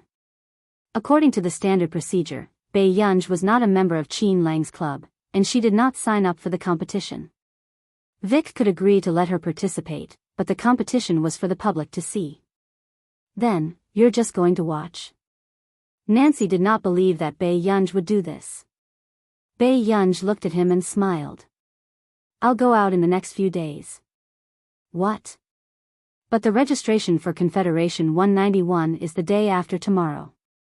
If you miss it, you'll have to wait another year. Nancy frowned. This competition could not be signed up by others. Then we'll talk about it next year. Bei Yunj said lightly. Nancy was stunned for a moment, but he quickly reacted. Is it for your third brother? Bei Yunj did not say anything. Nancy did not understand Bei Yunj either. Bei Yunj looked like she did not want to get close to the Qin family, but when the Qin family was in trouble, she had to protect the Qin family's interests first. Nancy knew very well how precious the data of Confederation 191 was to Bei Yunj, who was as talented as a hacker. Where did such a cold-faced but warm-hearted girl come from? Nancy could not help muttering. I owe her this. Bei Yunj said carelessly.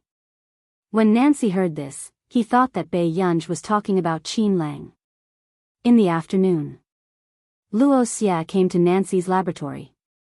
It's still not possible. She might think that you're not suitable. Nancy touched the teapot and said calmly. Then who does she like? Luo Xia pursed his lips. Not yet. Sigh, young man, listen to me. He's not a good person. Nancy began to speak ill of her apprentice in a serious manner. However, Luo Xia noticed the candy wrapper and unopened candy on the table. He could not help but frown. This candy is, in Luo Xia's opinion, this kind of food should not be in a laboratory. It was too disrespectful to scientific research. You like it? Nancy was stunned. Luo Xia's eyelids twitched. Senior, do you have any relatives here? No, Nancy said. Then this child snacks. Luo Xia's eyes were filled with disgust. Nancy happened to catch the emotions in Luo Xia's eyes. Her turbid eyes flashed with a flash of light. This is food. Luo Xia's body trembled. He suddenly raised his head, his gaze exceptionally cold. It was as if Nancy had insulted his idol. Nancy, he couldn't figure out why Bei Yunj had such a good image in Luo Xia's eyes. It's really hers. How old am I? How can I like to eat such things? Nancy would never admit that she had stolen Bei Yunj's candies.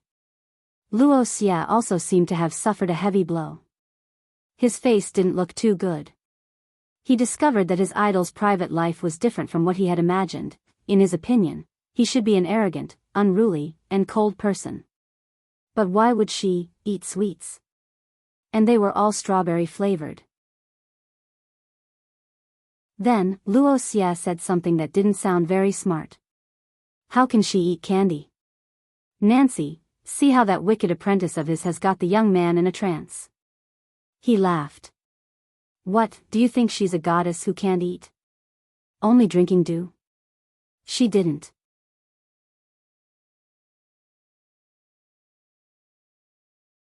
Chapter 1069. Luo Xia was in a daze and even his figure was on the verge of collapsing. It was as if he had been deceived. Nance looked at Luo Xia with pity and thought of what Zhong Xinglin had taught Si Qingyan. Stay away from your idol's private life. Otherwise, you'll never know how wild your idol is when she's not human. Sigh, I'll tell you the truth, kid. Nance could not stand it anymore and tried to persuade him. Go, that's not what you imagined at all. She has a bad mouth, a bad temper, and likes to hold grudges. However, Nance did not expect Luo Xia to not believe him and even look at him coldly. Senior, even if you don't like her, you can't insult her reputation like this, Luo Xia said. Nance was speechless. Wasn't he telling the truth? No, Luo, old Mr. Nance, since you're not willing to help me, I'll go back first. Before Luo Xia left, he interrupted Nance's explanation. Oh right, even if you don't help me, I hope you won't insult me like this. He smiled coldly. You were talented back then, but I believe that you will soon surpass your achievements. With that said, Luo Xia directly turned and left. Nance was speechless. Hardcore fans could not afford to offend him. These few days, Bei Yunj greeted Huashidu and said that she was studying at her senior's place. Huashidu rarely asked her anything else. He only told her to rest. However, many things had happened in Continent K these few days. As Qin Lang was not around, the remaining team members and coaches got into a fight on the way back to the hotel and were sent to the local police station in Continent K for a few days. And because of this, Qin Lang was so angry that he almost beat up this group of bastards and made them his friends. In the ward, the old coach was still discussing a solution with Qin Lang. These bastards, they're all too outrageous. If they were in front of you, they wouldn't dare to fight. Qin Lang glanced at him and sneered. The old coach paused and smiled awkwardly.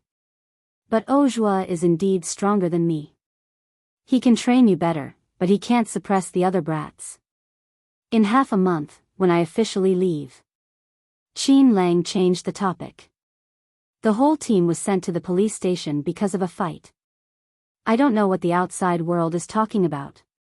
Don't worry about that. The news outside has been suppressed. Nothing has been leaked, the old coach said. What? Qin Lang looked up at him in surprise. In the past, as long as there was a slight disturbance in the esports circle, it could cause the entire esports circle to sink. However, the news of the entire RS team being sent to the police station for fighting was so explosive, yet it didn't spread like wildfire. Speaking of which, I also find it strange. The headquarters was prepared to suppress it for you, but in the end, the person who suppressed it for you was EG Corporation. The old coach sighed. EG Corporation has been expanding the market in Continent K recently. They're much better than our headquarters. However, why would EG Corporation help us? Qin Lang's short silver hair was messy, and his dark eyes were gloomy. He remembered that Gu seemed to know Vic from EG Corporation. However, when Qin Lang called Bei Yunj, no one answered. Forget it. Let's find out what happened when they were fighting. Qin Lang leaned against the wall and said calmly. 7 days passed. The finals of Map of the Gods on Continent K had begun.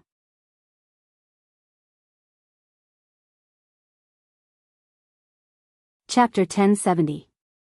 After Xiao Han hung up the phone, he was completely relaxed. His power would protect him. He just played with a woman, not murder or arson. No matter what, he would not admit to this. How could an artist be associated with a rapist? He would never allow anyone to ruin his image. As for Yun, Xiao Han crossed his fingers, his eyes filled with viciousness. He would make her regret being so stupid and ignorant. For some reason, the news of Xiao Han being detained by the Yunqing police station exploded on the entire foreign network.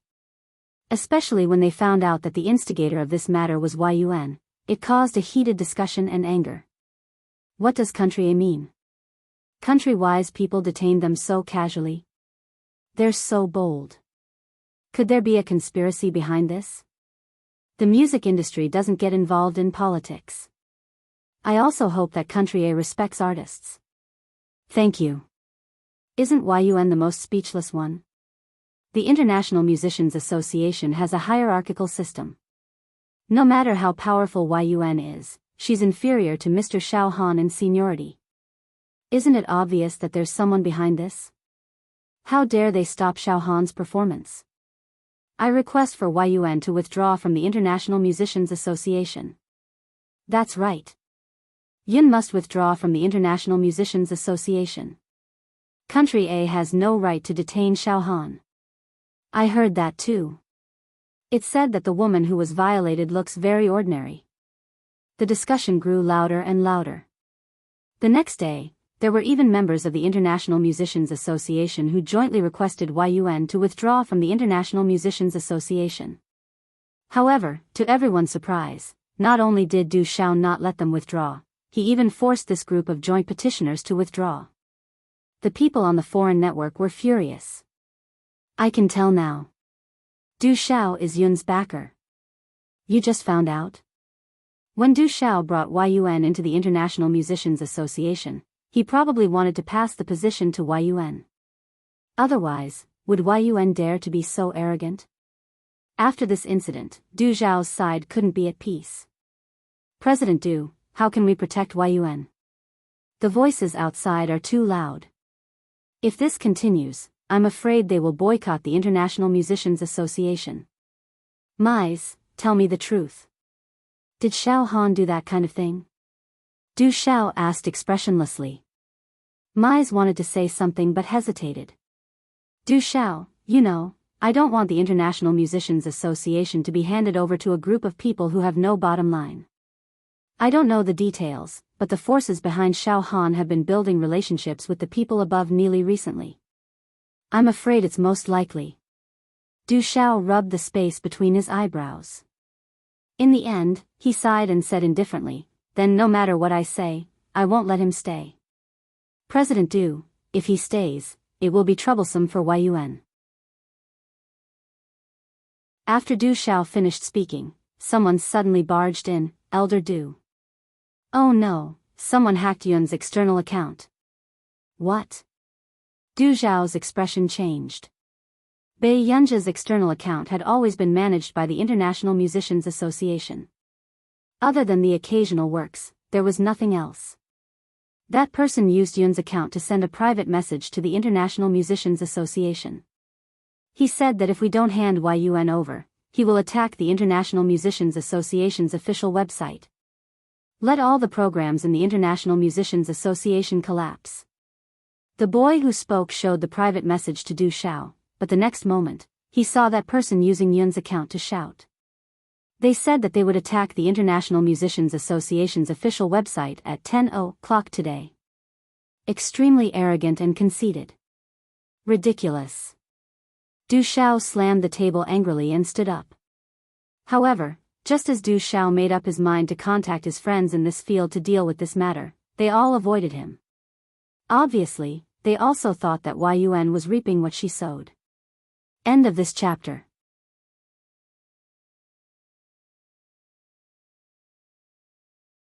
Chapter 1071. This should be the most tragic loss in the history of the RS team. How can we continue watching this? What's wrong with the RS team? They changed 2 members of the second team. That's right. Where did Almighty Qin go? We want Almighty Qin. We want Almighty Qin.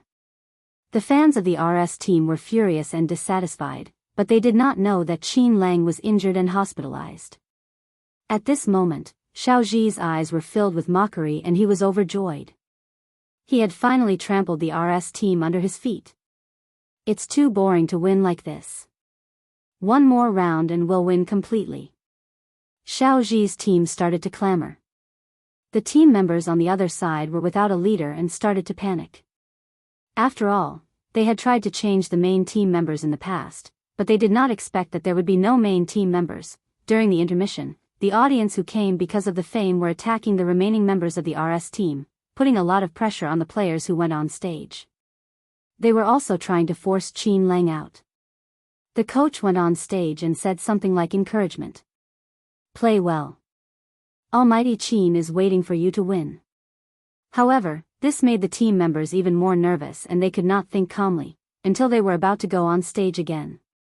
The team members could no longer bear the pressure. Coach, but no one caught the emotions that flashed past the coach's eyes. He suddenly handed a bottle of water to the team members and comforted them. Dai Cheng, drink it and it will improve your concentration. Dai Cheng froze. Looking at the coach's eyes, he quickly understood what it was. Forbidden drugs. 2 years ago, the Maps of the Gods competition clearly stipulated that stimulants and other drugs could not be used to improve the player's concentration. However, occasionally, there would still be players who were found to have used forbidden drugs. Qin Lang had clearly told all of them that those who dared to use forbidden drugs would have to get out of the RS team. No, Brother Lang won't give in. Dai Cheng immediately refused. He did not want to ruin his career future, nor did he want the RS team to be ashamed of him. The coach suddenly said sternly, the headquarters have long been concerned about Qin Lang's hand injury. If we don't win this competition, Almighty Qin might be replaced. Do you want Almighty Qin to leave because of you? Dai Cheng froze. He also remembered that during the recent meeting, the headquarters wanted to arrange for other people to come in. Instantly, Dai Cheng became agitated. But Almighty Qin led us to win so many competitions. The headquarters, that's why you have to win. The coach's words crushed Dai Cheng's mentality step by step. Dai Cheng was groomed by Qin Lang and was the most talented player. However, he was also the one in RS who panicked the most because of Qin Lang. Dai Cheng, only you can save Almighty Qin, do you understand? Don't worry, I won't let anyone find out. The coach guided him step by step. At this moment, Dai Cheng's heart was already in turmoil. However, just as Dai Cheng was about to announce the results, there was a sudden exclamation from the audience. Everyone turned their heads subconsciously, but they did not expect to see Qin Lang walking out from the backstage.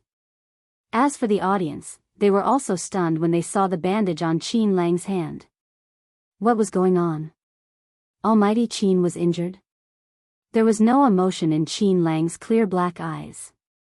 He lowered his head slightly and stroked his signature short silver hair. There was no emotion on his elegant and exquisite face. However, even though Qin Lang was wearing his battle uniform and was only standing among the audience, he still caused an uproar in the field. This caused Xiao Zhi's gaze to turn gloomy, and the corners of his mouth curled into a sneer. End of chapter.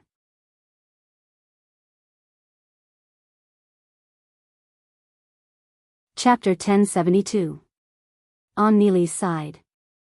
The young man had already regained his senses and wanted to contact his organization, but both the forum and group had disappeared. It was as if they had never existed. The young man's expression changed and he immediately looked at the local hacker forum and realized that everyone was discussing this matter. Did Guns offend someone recently? They're having a good time. When my friend returned home, he realized that his organization was gone. Guns is involved in politics and only looks at the price when accepting orders. This will be over sooner or later, ha ha ha ha ha, I'm glad to see this. I heard that Guns has taken on a big order recently. It's from that person from the International Musicians Association. In the end, they received the deposit and their nest is gone. The young man's expression changed. Seeing that it was exactly 10 o'clock, he turned on his phone in a panic, wanting to log into Yun's account. But at this moment, the account could no longer be logged in. The young man regained his senses and his face gradually turned pale. He logged into his personal account again. He realized that there were indeed many people urging him to attack the International Musicians Association's official website. There was no movement from Yun's account either. After reading it, the young man felt a chill run down his spine. This person who could overturn their entire organization in such a short period of time could be said to be terrifyingly strong. 10:30. After Bai Yunj finished writing the report, she could not fall asleep because it was too early. She was bored. After getting out of bed, she poured a glass of cold water and turned on her computer. After logging into the Neely hacker's personal account, she saw a group chat that was crazily sending messages. It was Yun's haters. They were all questioning the group leader why there was no reaction from the International Musicians Association at 10 o'clock. Bai Yunj raised her eyebrows lazily.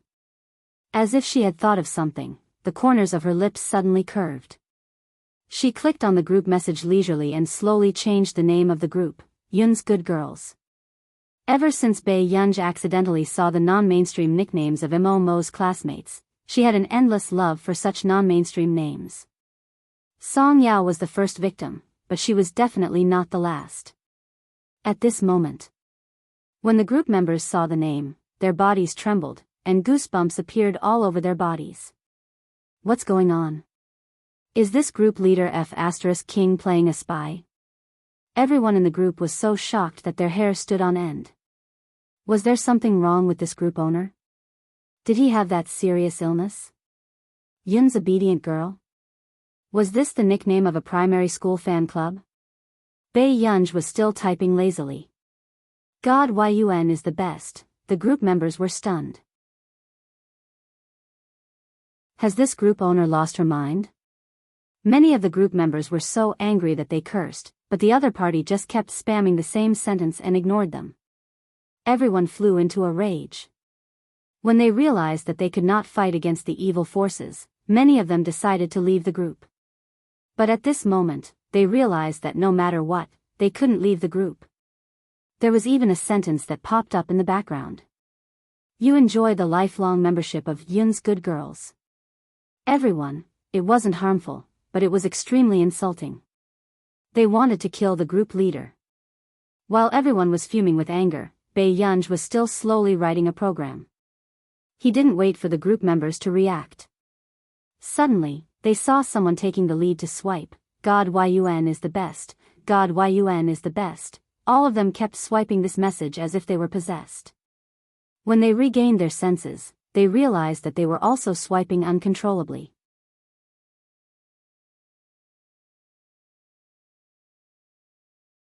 Chapter 1073. And the ones who were most agitated were the anti-fans who had just joined the Boycott Yun group chat.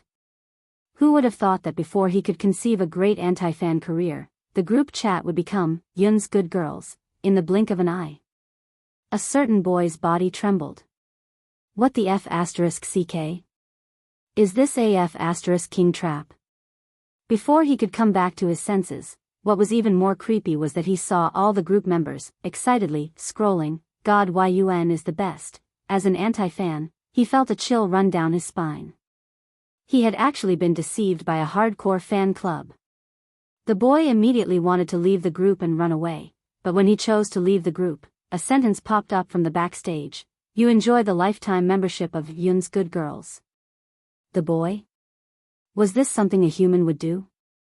But until later. Only then did the others know that this anti-fan group was called Boycott Yun. As long as they chose to join the group chat, the name would immediately change to Yun's Good Girls. What a good trick. At the same time, the young man, who was mentally preparing himself, took a deep breath and clicked on it when he heard the constant notifications from the group chat. However, he did not expect the situation to change. No one was scolding him anymore. Even the group name had changed. The young man looked at the God Yun is the best. His expression changed, but the fear in his heart also arose. It was obvious. After the other party hacked into his computer, he obtained all his information and even knew who he was. The young man took a deep breath and suppressed his fear. He no longer dared to provoke this person. He could not win against this person at all. But immediately after, everyone saw that Yun had actually updated her status. It was as if she was feeding everyone chicken soup for life, but it was also inexplicably annoying. Yun, in this world, there are always people secretly loving you. Picture. The attached picture was a screenshot of a group message called Yun's Good Girls. Inside, all of them were spamming the slogan, God Yun is the best. And those who were paying attention to this matter realized that these people who were spamming slogans were all Yun's anti-fans. What was going on? Were these anti-fans all fence-sitters? Where were the hackers who wanted to attack the International Musicians Association? They had agreed to meet at 10 o'clock, so why was the account back in Yun's hands? The onlookers couldn't understand. And all the anti-fans were so angry that they almost blacked out. How shameless could he be? How shameless was she? In the meantime, many unorganized anti-fans were puzzled. They could not understand why their former comrades had suddenly betrayed them. Hence, when the unorganized anti-fans saw that there was still a group of people in the biggest boycott group, they all applied to join the group. But then, the familiar scene appeared again. In the blink of an eye, the group names suddenly changed to Yun's Good Girls.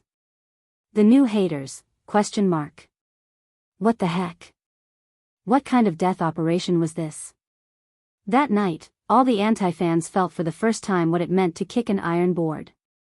That night, Yun's group of girls continued to grow. Every member who had entered the group and received the honor of being a lifelong fan was so angry that they couldn't sleep. Especially later on. The old anti-fans tried their best to tell everyone not to join a certain anti-fan group, but there were always people who killed the cat out of curiosity. They became Yun's obedient girl and fell into extreme regret. Du Xiao, Gu Du Xiao, you got the account back?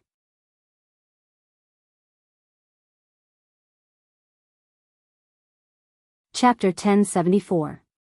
Especially when they saw that their favorite team member was half dead. What the F***CK, is this new girl crazy? Why is the team battle like this? God, I can play better than her even if I use my face to roll on the keyboard. The fans of RS team were especially angry. However, after Bai Yunj saw the skill level of the other members of the team, her originally clear voice became slightly hoarse. Dai Cheng, Jin, 25 seconds. The rest of you, continue to defend. Hearing this, Dai Cheng and Jian froze when they heard this familiar sentence. Others might not know what it meant to announce the time. But in RS team, this was a common sentence for Dai Cheng, Jian, and Qin Lang. This person had probably watched a lot of videos of their games. However, even Qin Lang rarely announced the time within 30 seconds. However, in the current situation, RS team had all fallen. This was their last chance to turn the tables. Dai Cheng and Jian gritted their teeth and could only rush up to attack. Just as Xiao Ji and the others were about to deal with Dai Cheng and Jian, Bai Yunj finally took action to attract the firepower. The audience and the people in the live broadcast room exploded. Is this girl crazy? What is she planning to do by attacking with Half-Blood? Is she going to deliver a kill and it's a 1 versus 4? Don't play if you don't know how to play. This F*King RS team is going to become a joke because of her. At this moment, Xiao Ji's eyes were also filled with sarcasm. He only left one person to deal with Dai Cheng and Jian, who were Half-Blood. Bai Yunj suddenly pursed her lips and a playful smile appeared on her beautiful eyes. When the others were not paying attention, 15 seconds had passed. Suddenly, no one noticed that the person in RS team's main seat had already operated the keyboard as fast as a shadow. A snake-like movement, coupled with a dazzling operation, was so fast that no one could see the control clearly under the game's special effects. Even the commentator felt that it was only a moment. The words in the middle of the screen seemed to be stuck. From the first kill to the fourth kill, it was done in one go. Before the commentator could even speak, the main god controlled by Bai Yunj had already teleported to Dai Cheng's direction in the last 3 seconds. The fifth kill and the destruction of the camp made this game end in 3 seconds. This scene. Even Dai Cheng and Jian were stunned. Why was this so different from what they had agreed with Almighty Qin before? Almighty Qin reported that he would arrive in half a minute to assist. This father's time report was to end the battle in 25 seconds? What kind of extreme reversal was this? Commentator, why was there another person who wanted to ruin their livelihood? He hadn't even started commentating, but the competition was already over? Originally, they thought that the most difficult task would be explaining Almighty Qin. But now, they suddenly felt that this newcomer was even more inhuman. The bullet screen was dead silent as well. Just now. Was there something wrong with their network? Why did the battle end in the blink of an eye? The bullet screen and live audience went crazy. Did this newbie cheat?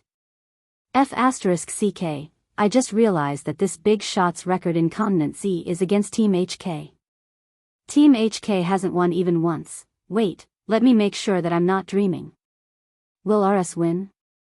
F*CK, this big sister is really fierce, too ferocious. 5 straight kills, this flying effect is even better than Almighty Qin.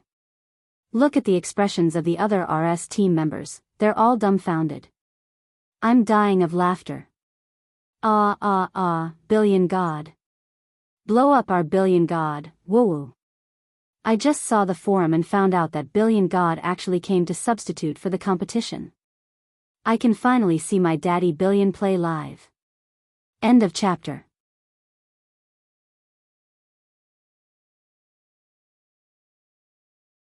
Chapter 1075. The friend above is late. Your Ishin is already in a killing frenzy. The people on the other side are all gone. The live stream platform had a nameplate special effect for the rich people who had rewarded them. Therefore, one of the comments by an ID called, Brother Ishin's Little Cutie, jumped into the eyes of the public. Why is my Ishin a girl? Everyone seemed to be able to hear the heartbreak of his girlfriend fans and couldn't help but want to laugh. But then, the annoying netizens in the live stream started to bully the rich people. Sister Ishan's little cutie, DBQ Ishan is too handsome, I'm here to get the ID. Sister Ishan's little cutie, me too.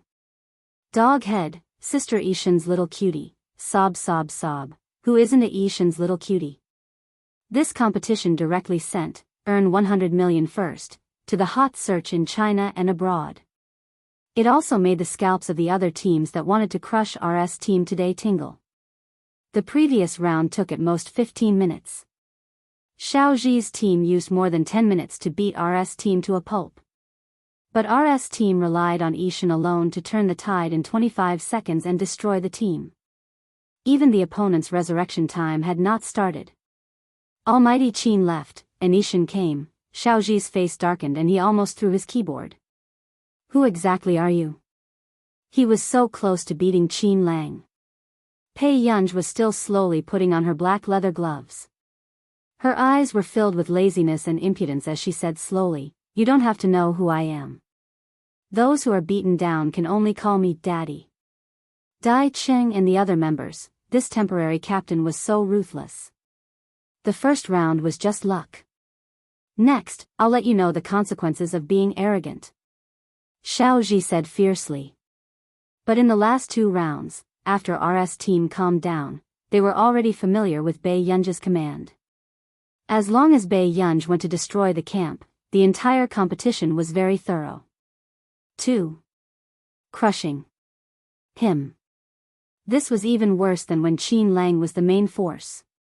The second half of the competition between Xiao Zhi's team and RS team ended in less than half an hour. And the applause of RS team's victory was like bad news, shaking the other teams. Xiao Zhi's team was over. They were next. The live stream and the audience were very lively. Ha ha ha ha ha, Ishan is killing like crazy, killing like crazy. This RS fan is so happy. Who wouldn't say that Daddy E is awesome? Almighty Qin's fans are also thrilled. But if Almighty Qin comes back, who will be the captain? They are both so strong. Am I the only one who thinks they can be a couple? No. I said no. I will not allow my 2 husbands to betray me. He stopped midway. The captain of the HK team walked over with a terrible expression. This made Dai Cheng and the others subconsciously stand in front of Bei Yunj, fearing that there would be a conflict. After all, they had always been at odds with the HK team. Dai Cheng was caught off guard and pushed away by the HK captain. What are you trying to do? This voice attracted the attention of the spectators from the other teams. But then, everyone's jaws dropped. The HK captain looked aggrieved. Coach, why did you become the captain of RS? Bei Yunj glanced at him. Weren't you unwilling to join RS? HK captain, did she mean that he was unwilling to join RS? So she was the only one who could replace him? As for the others, when they saw this scene, their jaws almost fell to the ground. They had always heard that the HK team had improved tremendously recently because of a big boss coach. So this coach was Ishan. P.S. Good night, end of chapter.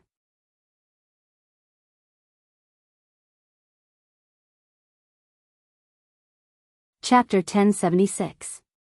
Student. Put down your weapon. Let's talk nicely. The people around were shocked. They did not expect Bei Yunj to act so quickly. Even the staff could not react in time. Xiao Han also felt that death had enveloped his life. For the first time, he felt like his life was hanging by a thread and his eyes were filled with fear. You, Chief Chen was furious. Who are you? Do you know what you're doing? Put it down. Bei Yunj licked her red lips and suddenly smirked. Before anyone could react, she punched Xiao Han's face ruthlessly. Xiao Han's mouth was filled with blood and his teeth were loose. After howling in pain, he was trembling in fear. The rest of the people were also anxious and in disbelief. They did not expect someone to dare to hit someone in the police station. Crazy, crazy. She was really crazy. Bei Yunj turned her neck and the sound of her muscles and bones moving could be heard clearly. She suddenly laughed and her voice was dangerous and cold. Are you threatening me? Tell me, what kind of urn do you like? Xiao Han met Bei Yunji's cold eyes and felt as if he was soaked in ice as his body trembled. Fortunately, at this moment, Song Yao heard the commotion at the door and immediately opened the door and rushed in. When she saw this scene, her face paled slightly and she immediately went up to grab Bei Yunji's hand. Yunj? Yunj, calm down. The redness in Bei Yunji's eyes faded and she saw Song Yao holding her hand. Are you alright? After Bei Yunj regained her senses, she took a deep breath and said calmly, my hand hurts. Everyone was speechless. Good fellow. Why did it feel like she was being bullied? Then don't be rash. I'll go buy disinfectant cotton for you. It was not the first time Song Yao had seen Bei Yunj unable to suppress her temper. Her fierce appearance was indeed scary. Got it. Bei Yunj replied calmly. Song Yao touched Bei Yunji's head and ran out hurriedly. The others did not dare to agitate Bei Yunj, afraid that Bei Yunj would do it again. Outside the door, Chief Chen had a bad temper. Find her parents. Call this person's parents over. Have you found the school's parents' phone numbers? The staff member checked slowly. Soon. Who wouldn't shout good in their hearts when they saw Xiao Han being beaten like a dog? However, with Chief Chen around, no one could say anything. What bastard is this? Daring to snatch a gun here, I want to see which parent raised such a daughter. Chief Chen finished speaking. The staff member had already made the call, but when he heard the familiar, formulaic reply, he felt a little strange. There was an inexplicable sense of familiarity. Hello, is this the Hualing Subdistrict Police Station in Yin City? Please wait a moment. Someone will come to deal with it in half an hour. The staff answered in confusion. After hanging up the phone, he felt that he had seen this phone number before. Chief Chen had already brought the foreign negotiators and Xiao Han into the meeting room. 20 minutes later, the staff member suddenly had a ridiculous idea in his mind. He immediately opened the record book and checked the phone numbers one by one. She didn't expect that he would really find her a few minutes later. He took a closer look. In the office of the Southern District of Country A. He stood up suddenly and was about to go in to report when he saw a white-haired elder walk in energetically. He smiled politely and asked, "Little comrade, I'm here to look for someone. May I know where the meeting room is?"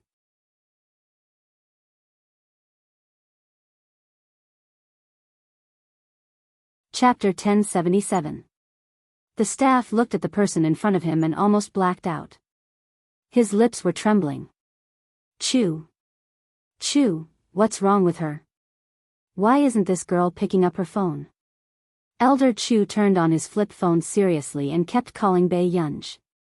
He did not expect the other party to suddenly pick up. Before Elder Chu could speak, he heard Chief Chen's unfriendly tone. Bei Yunj's parent? Don't tell me you're not coming. If you're not coming, I'll deal with this child directly. Hearing Chief Chen speak to Elder Chu like this, the staff beside him panicked and did not dare to look at Elder Chu's expression. Knowing that Bei Yunj might have gotten into trouble, Elder Chu's temper was still relatively good.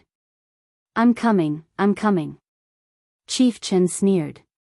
He did not realize that this voice was exceptionally familiar and hung up the phone. Elder Chu was speechless. Were all the small cadres nowadays so bad-tempered? Elder Chu, I'll handle this matter. The staff carefully looked at the person beside Elder Chu and his heart skipped a beat.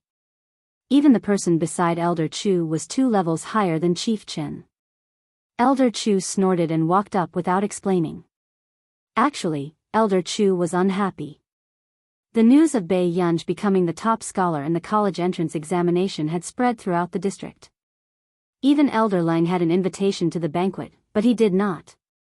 This girl was too heartless. She did not even think about who took care of her like his biological granddaughter when she was training in the district. At this thought, Elder Chu walked up angrily. The staff could not come back to his senses for a long time. Why was it Elder Chu? What are you thinking about? Has Yun's parent gone up? Uncle Lu came over and asked. He also sighed. This child is actually quite good. She likes to help others. It's just that, her temper is a little bad. Coming. The staff nodded, feeling a little numb. All right, I'll go up and take a look. After Uncle Lu finished speaking, the staff suddenly called out to him. Uncle Lu. What's wrong? Uncle Lu was puzzled. Please change your clothes. The staff sized him up and said seriously, it's best if you shave your beard and straighten your back. You'll look more energetic. Uncle Lu was speechless. What was wrong with him? It was not like he was meeting some big boss. What was he doing? Upstairs. They didn't expect that after the incident, the chieftain of the crematorium still had a cold expression on his face. Bai Yunj didn't know what to think. She glanced at the phone in Chief Chen's hand and then at Xiao Han, who had just finished bandaging his wound. Xiao Han met Bai Yunj twice and was beaten up twice. Each meal was more vicious than the last. Why aren't your parents here yet? Chief Chen asked coldly. Bai Yunj was also impatient. How would I know which side you called? The school's reserved phone number had been changed over and over again by those people who couldn't be provoked. If she asked a few more questions, they would think that she was annoying them. Chief Chen's expression changed. Ridiculous. Don't you know who your own parents are? He sneered. Today, no matter who your parents are, what you've done is enough for you to bear legal responsibility. At that time, even if you are sent to the International Border Prison, you asked for it. Who do you think you are? Do you think you can be the hero for everything? Bai Yunja's eyes twitched. Before she could say anything, a voice came from the door. Why do you have to go to prison if you want to be a hero? Chief Chen knew that Bai Yunja's parents had arrived. He turned around and sneered. No wonder you dared to commit murder in the bureau at such a young age. I think it's because the upper beam is not upright, Elder Chu.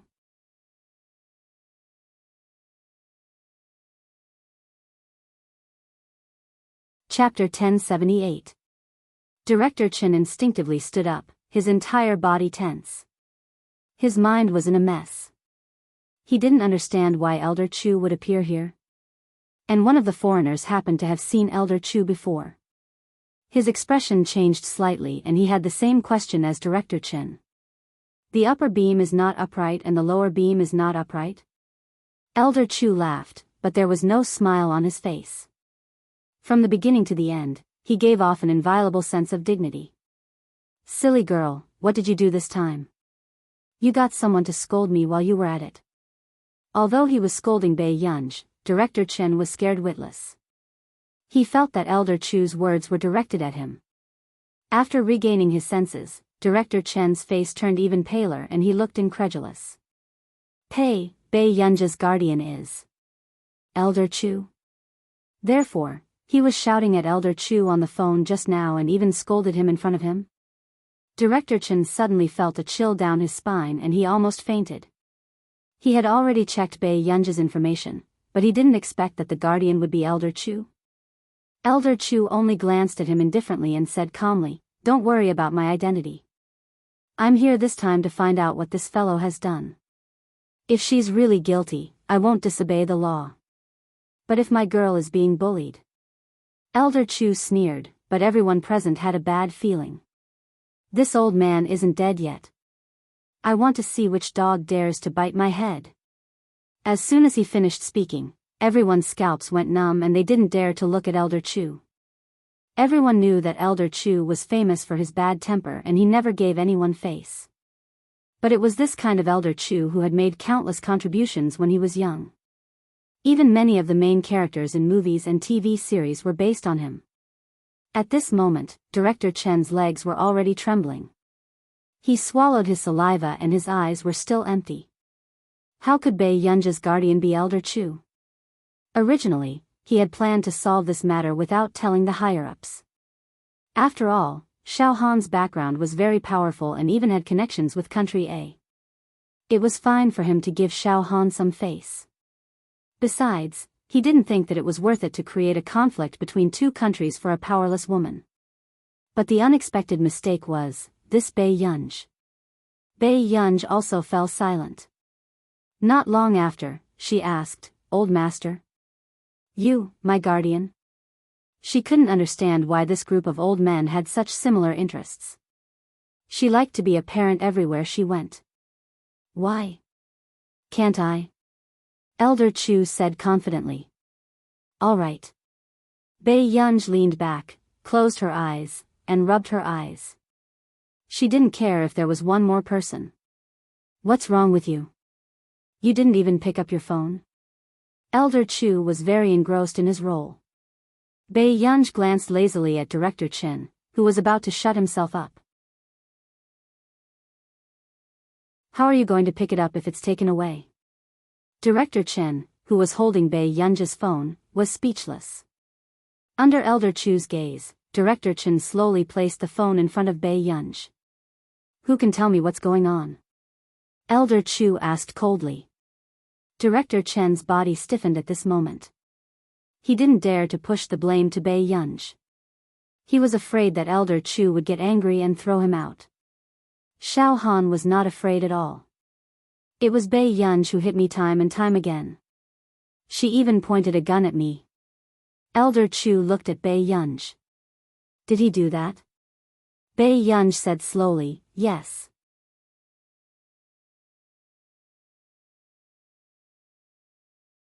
Chapter 1079. Lai Yunqing laughed sarcastically from behind. She wanted to see with her own eyes how Bei Yunj was asking for trouble. Suddenly, the man beside her walked towards Bei Yunj. This made the sarcasm in Lai Yunqing's eyes grow stronger. But in the next moment, the man looked at the little girl in front of him casually for a while. Suddenly, he chuckled softly and naturally went along with her intentions. "Then I'll try it first." The man's tone was neither fast nor slow. Before Bei Yunj could regain her senses, his slender figure had already bent down and his ambiguous breath was on her cheek. The itchy and hot invasion made her even more unbearable. Bei Yunj's body froze. She felt that in this position, the man's thin lips would be able to touch hers if they were just a little closer. At this moment, the man's gaze was unfathomable, as if there was some kind of desire surging in his eyes. He stared straight at her, making her ears burn. She did not expect this D*MN man to use his gaze to seduce her in front of others. Before Bei Yunj could move, the man's low and hoarse laughter drifted into her ears. It was so seductive. It's quite sweet." As soon as she finished speaking, the man's lips suddenly curled up. His slender and well-defined fingers slowly stuffed the black wallet into the little girl's pocket. Huashida's low laughter was not very serious, but it was also so intimate that it made one's head heat up. "Little rich woman, feed me." Bei Yunj instinctively raised her hand, but when she reacted, the man reached out and grabbed her slender wrist. He gently bit the strawberry-flavored soft candy that she had just opened. Bei Yunj felt the wetness and heat on her fingertips. Her long and curly eyelashes fluttered violently. The moment she looked up, she saw the man licking his thin red lips. It was so tempting. When Lai Yunqing saw this scene, her face turned green and red. Her face was filled with disbelief. She had also seen the man's intimate and ambiguous behavior towards Bei Yunj just now. How did Huashida know Bei Yunj? And they were so close? At this moment, only Luo Xie glanced at the candy wrapper in Bei Yunj's hand and suddenly froze. Wasn't this the candy wrapper he saw in Nancy's lab? Luo Xie suddenly raised his eyes. His mind had a very frightening guess. He looked at Bei Yunj. "You," Bei Yunj looked at the man. After resisting the urge to kiss him for a while, she heard Luo speak to her. "What is it?" Luo Xie immediately asked, "Where did you get this candy?" Bei Yunj, a dark look flashed across her eyes, and she said slowly, "I got it from Nancy." Luo Xie unconsciously let out a sigh of relief, but he still asked, "Really?" Bei Yunj was also very patient. "Yes. That's good." Luo Xia immediately relaxed. After looking at Bei Yunj, he also felt that he was thinking too much. Bei Yunj was not even 20 years old. She was probably a few years older than him. How could they be the same person? Suddenly, Bei Yunj saw from the corner of her eye that the back of Hushidu's knuckles were slightly red. "Brother, what happened to your hand? Does it hurt?" Bei Yunj held it up and looked at it carefully. Hushidu looked down at the little girl in front of him who was nervous about him. His hand was also being rubbed by her warm and soft hand. The corners of his lips curled up. "Yes, it does hurt quite a bit." Zhou Yu, who knew the truth, Cui Hengchuan, who had just fainted and was dragged to the hospital, was in even more pain. Bei Yunj looked up and saw the man pursing his lips and smiling. His peach blossom eyes seemed to float up, and the corners of his eyes were slightly raised. The way he stared at her was too voodoo. End of chapter.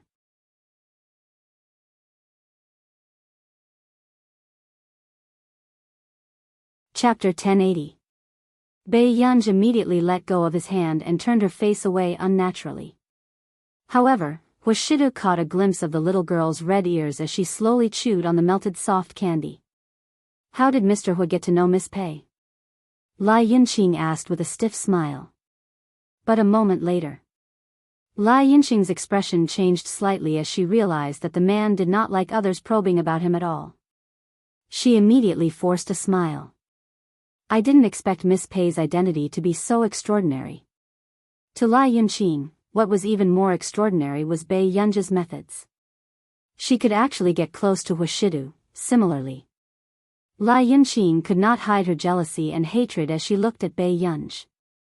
Because of Bei Yunj, her younger brother, Lai Yunheng, was not only expelled from K-Continent Academy, but also had to take a leave of absence for 3 months to recuperate. However, Bei Yunj's relationship with Hushidu was not ordinary. She could not risk the Lai family and offend Hushidu. All of a sudden, Hushidu reached out and rubbed the space between the little girl's eyebrows intimately with his fingers. The warmth that remained on her skin was ambiguous as he said faintly, "Yun, you'll be returning to school in a few months. Do you want to find a tutor here?" Hearing this, a strange glint flashed across Lai Yunqing's eyes and her smile deepened.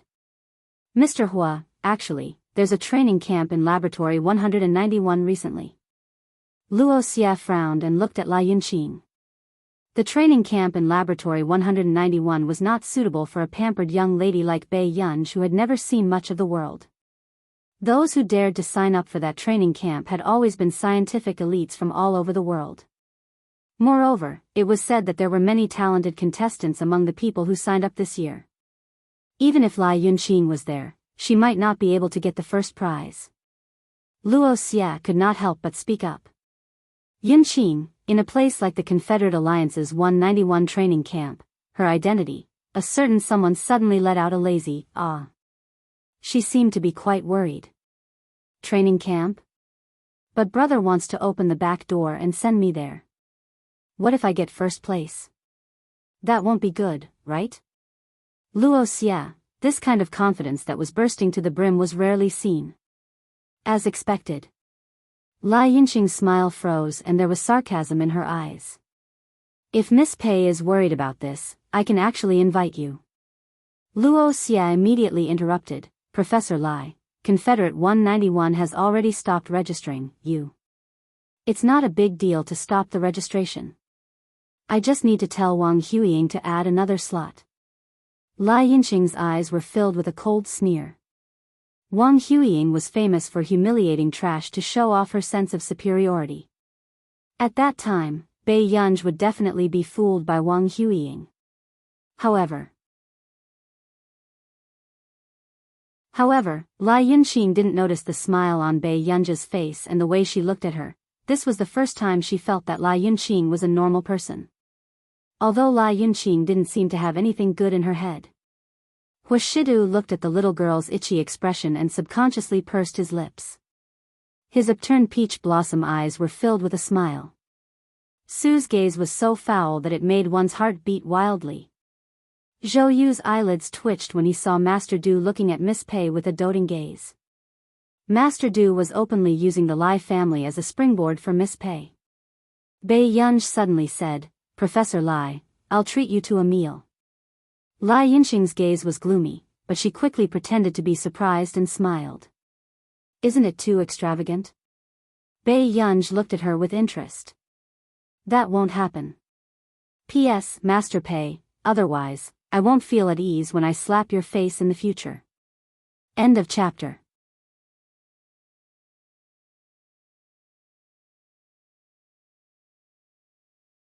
Chapter 1081.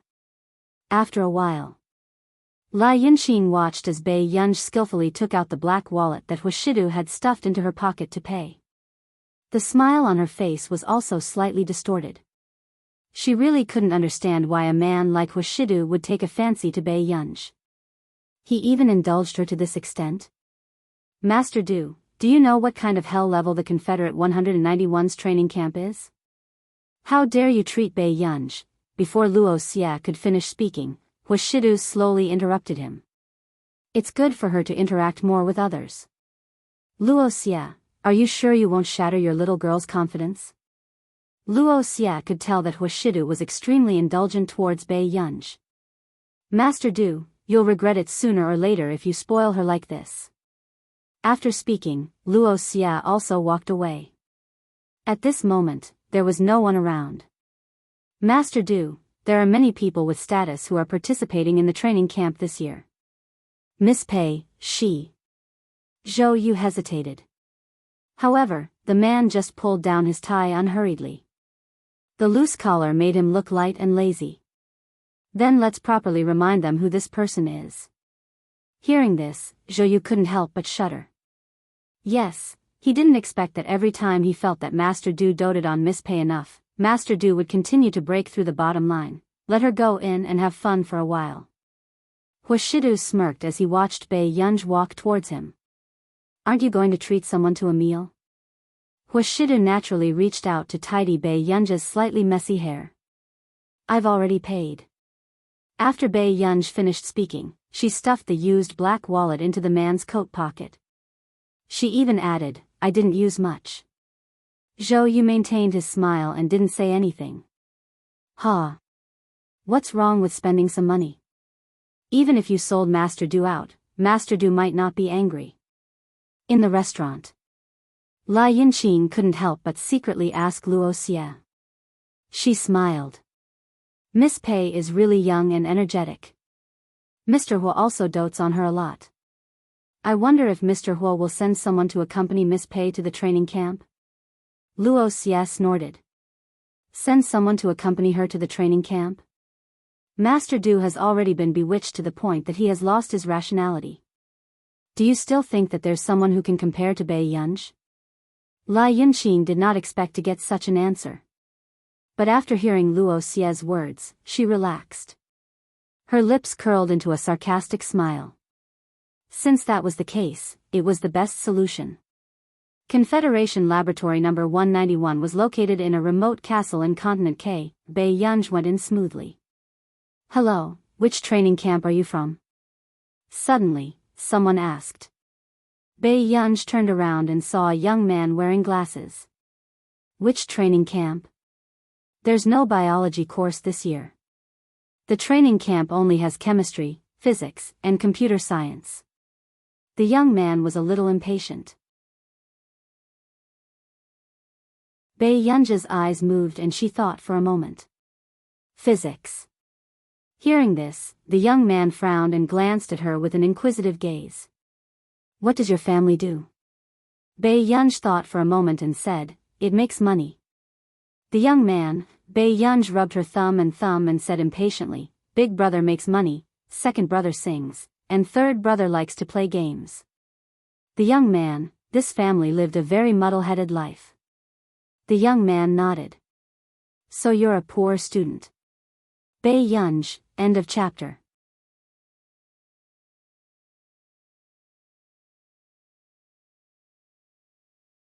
Chapter 1082. After Xiao Han came to his senses, he shivered again and hurriedly called Du Xiao. But in the end, he was told that the International Musicians Association had forced him out. How is this possible? How could this be? Xiao Han's face was ashen and his heart was throbbing with pain. He staggered and fell to the ground without a care for his image. Bei Yunj returned to the computing institute. What's wrong? It's rare to see you here at this time. Zhong Xinglin laughed. Old master, didn't you find me a doctor recently? Where is he? Zhong Xinglin was stunned by Bei Yunj's sudden positive attitude. Then, he smiled from ear to ear. Wait a moment. I'll ask him if he has time to come now. Zhong Xinglin was very happy. After all, he had always been most worried about Bei Yunj's psychological problems. Usually, Bei Yunj treated this matter very casually. Scientific research was more important than her health. But today, she actually took the initiative to look for a doctor.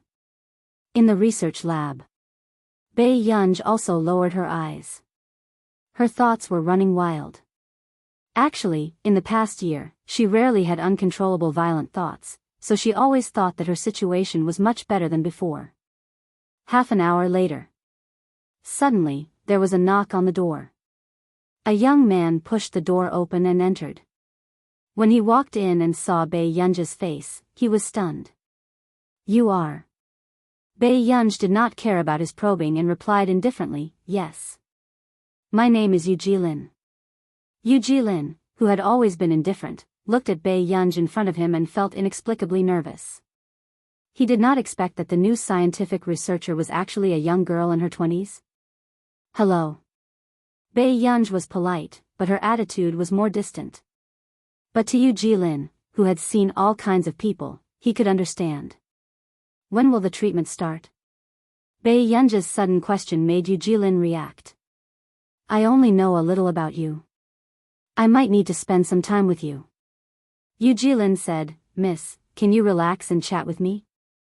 Bei Yunj agreed, but after 2 hours, they got very little useful information. After all, Bei Yunj's problem started in her previous life, so she couldn't describe the circumstances of her previous life in detail. In the end, Yu Jilin decided to wait for a few days. He wanted to make another appointment to see how Bei Yunj interacted with the social environment. Before leaving, Bei Yunj asked casually, Dr. Yu, will my condition affect the people around me? Yu Jilin was silent. Miss Pei, your condition is very likely to lead to violent tendencies. Also, you had such thoughts today. But I don't want to hurt the people around me. Bei Yunj pursed her lips. I know you're sincere to the people around you. However, Miss Pei, if relationships are based on communication, it might be difficult for you to feel the love of others when your illness worsens. Yu Jilin teased, however, I don't think Miss Pei has a boyfriend. At this point, Yu Jilin saw Bei Yunj suddenly look at him. He heard the other party say slowly, I'm actively cooperating with the treatment so that I can have a boyfriend. Yu Jilin was speechless. Miss Pei, don't worry. There's no result yet. We don't have to be too pessimistic. Yu Jilin wanted to comfort Bei Yunj, but he didn't expect her to nod her head as if she understood. Then do I have a chance to fall in love in university?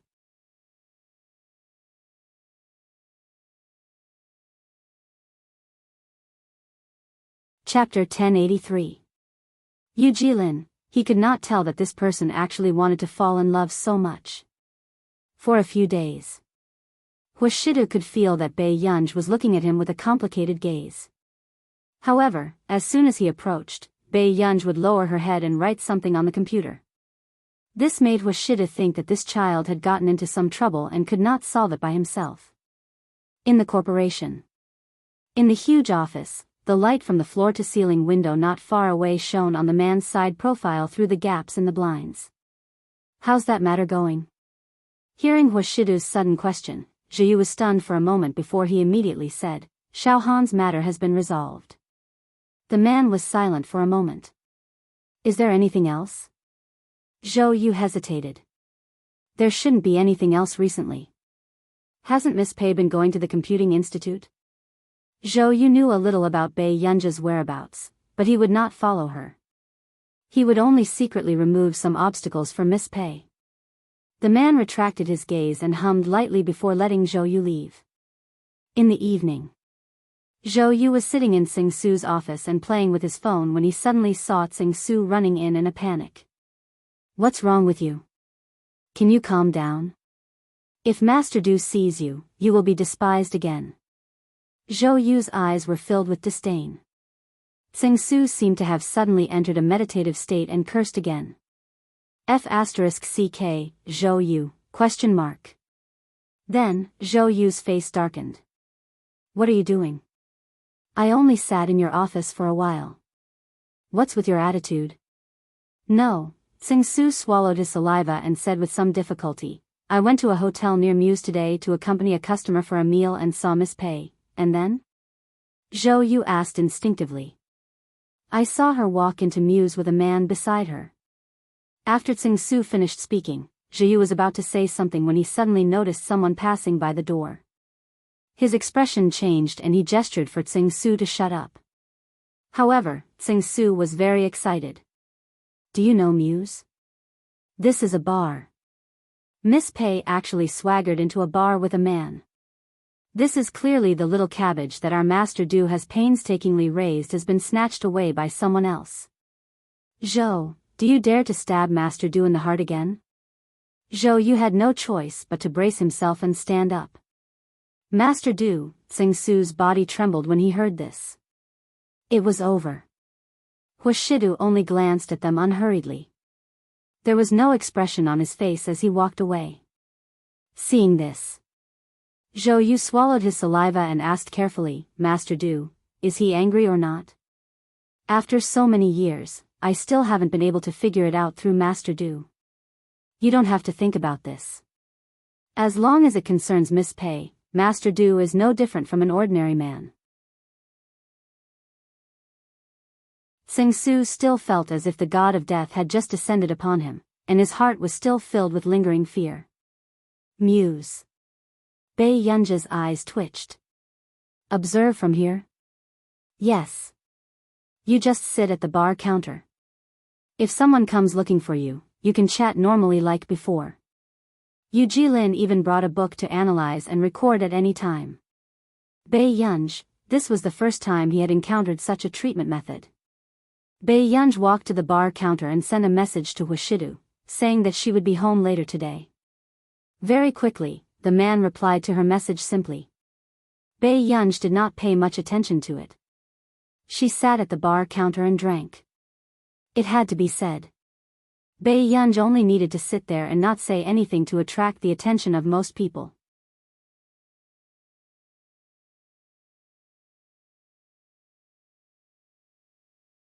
Chapter 1084. After a while, a man in a suit with a glass of champagne in his hand leaned against the bar counter with a smile. "Miss, are you alone?" Bei Yunji was about to say something when she noticed Yu Jilin's gaze. "Yes. Shall I treat you to a drink?" The man in the suit smiled confidently and placed the Mercedes-Benz keys on the bar counter. "Miss, you look very young. You should be a university student." Bei Yunji bit the straw for a while and looked down at the low-alcohol cocktail he handed over.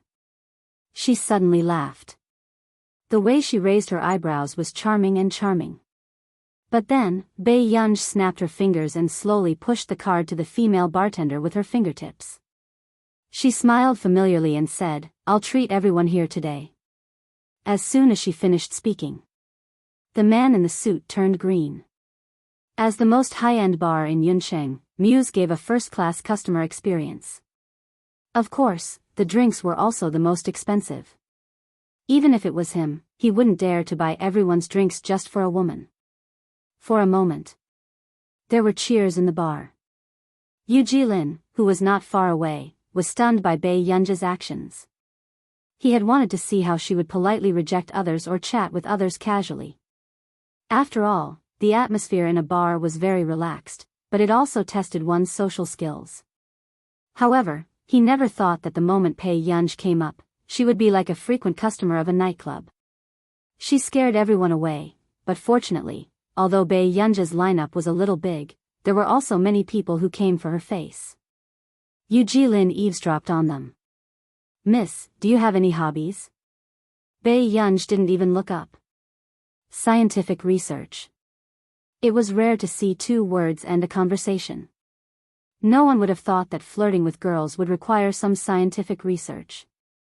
But fortunately, that person's psychological quality was not bad. He forced a smile and said, "Is that so?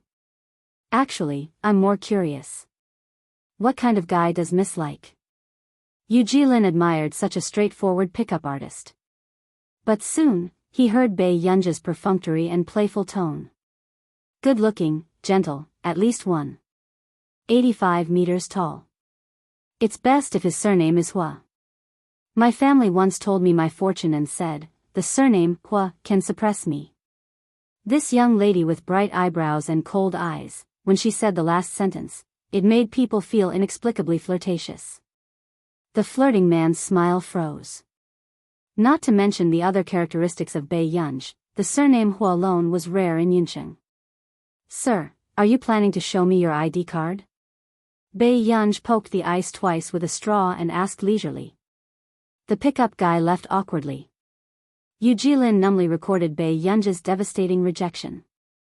However, just as the next person fearlessly came up to hit on her, Wuxia happened to be not far away from the hall. He looked at the girl at the bar counter who was smiling. She was talking to a young and unfamiliar man. Wuxia's pale-colored eyes were filled with emotions, and the surrounding atmosphere was inexplicably depressed. Tsing Su and Zhou Yu's eyes were about to twitch. Why did they encounter such a scene as soon as they entered? At the same time, this was the first time they felt sorry for their Master Du and feared him. His heart ached that Master Du had really been cuckolded by Miss Pei. They were also afraid that Master Du would smash this bar on the spot and turn it into a crematorium. Tsing Su's hand hurt from Zhou Yu's poke. He could only think of a way to comfort him. "Master Du, don't think too much. Maybe this is Miss Pei's brother?" Zhou Yu.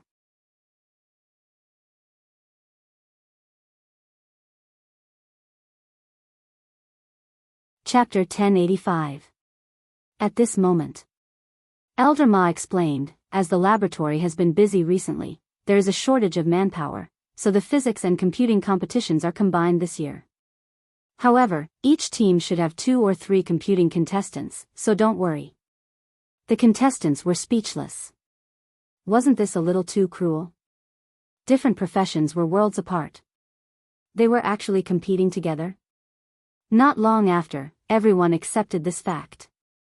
Actually, everyone knew a little about physics, but it was not necessarily the case for computing. Therefore, the contestants who knew computing were the key.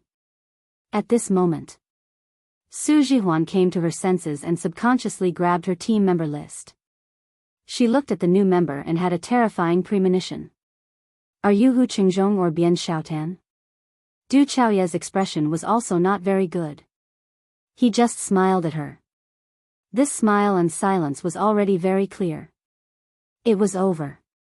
She had just chased away 2 computing contestants. The remaining 4 were all physics contestants. Were they going to lose in 1 round? Not far away, Wang Huiying saw Su Jihuan chase away the 2 computing contestants and her smile deepened.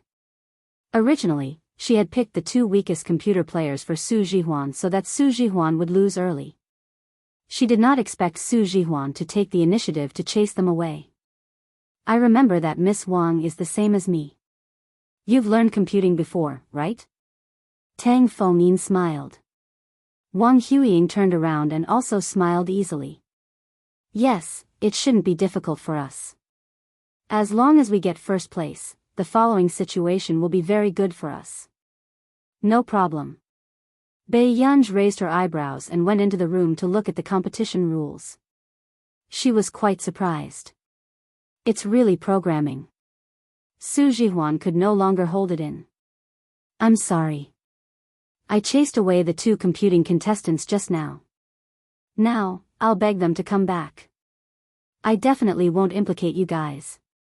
However, Before Su Jihuan left, she heard Bei Yunj say, "No need. This isn't difficult." Tang Yi subconsciously asked, "You know computing?" "A little." After Bei Yunj finished speaking, Du Chaoye frowned again. "But the other party has at least 2 or 3 computing contestants. Can you do it alone?" "Yes." Bei Yunj sat down and turned on the computer. Su Jihuan immediately went over and asked curiously, "You've learned it before? When did you learn it?" "Bei Yunj, I forgot. I haven't touched this thing in a long time." Su Jihuan and the other two, "So how did you manage to remain so calm?" Bei Yunj thought that her teammates were silent because they could not understand the game. "It's a small game. It's quite simple. It's probably about entering the war zone through a bug and snatching flags. The ranking is determined by the points." However, the others were even more silent. Bei Yunj, soon, the competition began. The 9 war zones with loopholes were opened at the same time. However, because the first 9 battle zones were ranked according to the difficulty, no one disrupted the order and started from the last battle zone. The remaining 3 team members could only watch as Bei Yunj scanned the 9 battle zones and tapped away on the keyboard. But in less than 10 minutes, Su Jihuan saw that Bei Yunj seemed to have changed the battle zone. What was even more eye-catching was that Bei Yunj had jumped out from the last battle zone. Su Jihuan was very anxious. Although she did not understand what Bei Yunj was doing, since there was no increase in points, it meant that Bei Yunj did not get a flag. She wanted to persuade Bei Yunj to start from the simplest battle zone, but she was afraid of hurting Bei Yunj's confidence. P.S. Good night. End of chapter.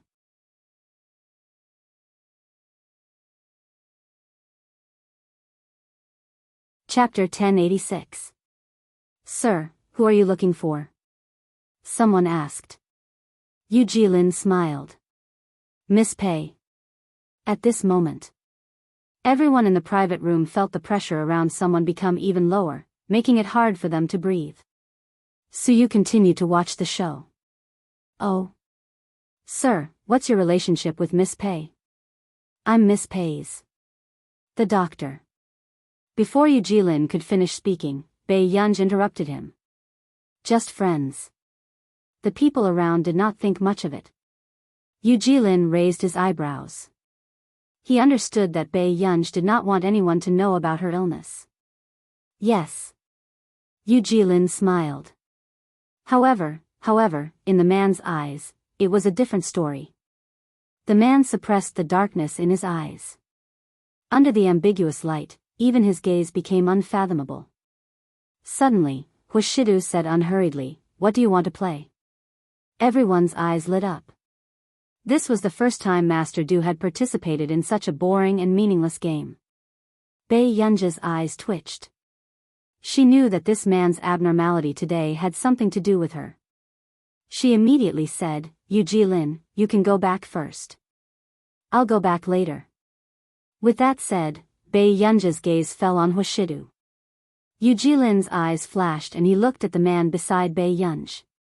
After a while, he said, "Okay." He waited for them to leave. Bei Yunj looked at Hushidu and tugged at his sleeve. "Brother?" Seeing that his reaction was still cold, Bei Yunj's eyelids twitched. "Miss Pei, are you going to participate?" Suyu asked excitedly and teased. "However, Miss Pei has so many friends. You should play this kind of game often, right?" "Then, haven't I met my match?" Bei Yunj looked at him with a faint smile. She had long been unhappy that Suyu had asked Hushidu out for no reason. "Mr. Su, you're too polite. How can I compare to your skills that you exchanged for your height?" Suyu, who had been exposed again, was speechless. What did she mean? She couldn't bear to scold that person and vented her anger on him? In the end, Bei Yunj still participated, although her gaze was always on Hushidu.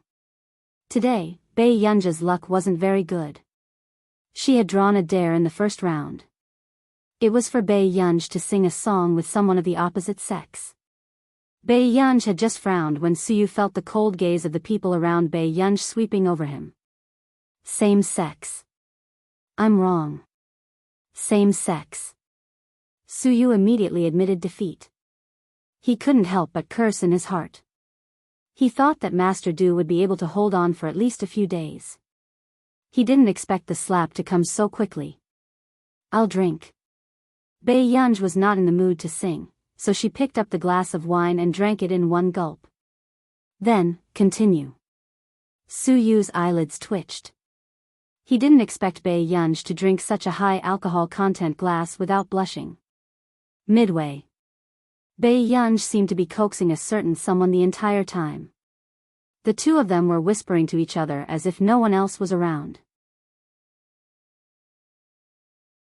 Bai Yunj didn't notice that one of the women sneered and said in a strange tone, "It's really rare to see someone so attached." As soon as she finished speaking, Suyu could already feel the impact of these words. He looked at Huashidu nervously. However, he didn't expect that the next person to be drawn would be Huashidu. The game requirement, both of them eat a chocolate bar. The atmosphere was cold. Bai Yunj pursed her lips when she saw Huashidu actually reach out and casually pick up a chocolate bar. She was one step faster and held his hand. Huashidu.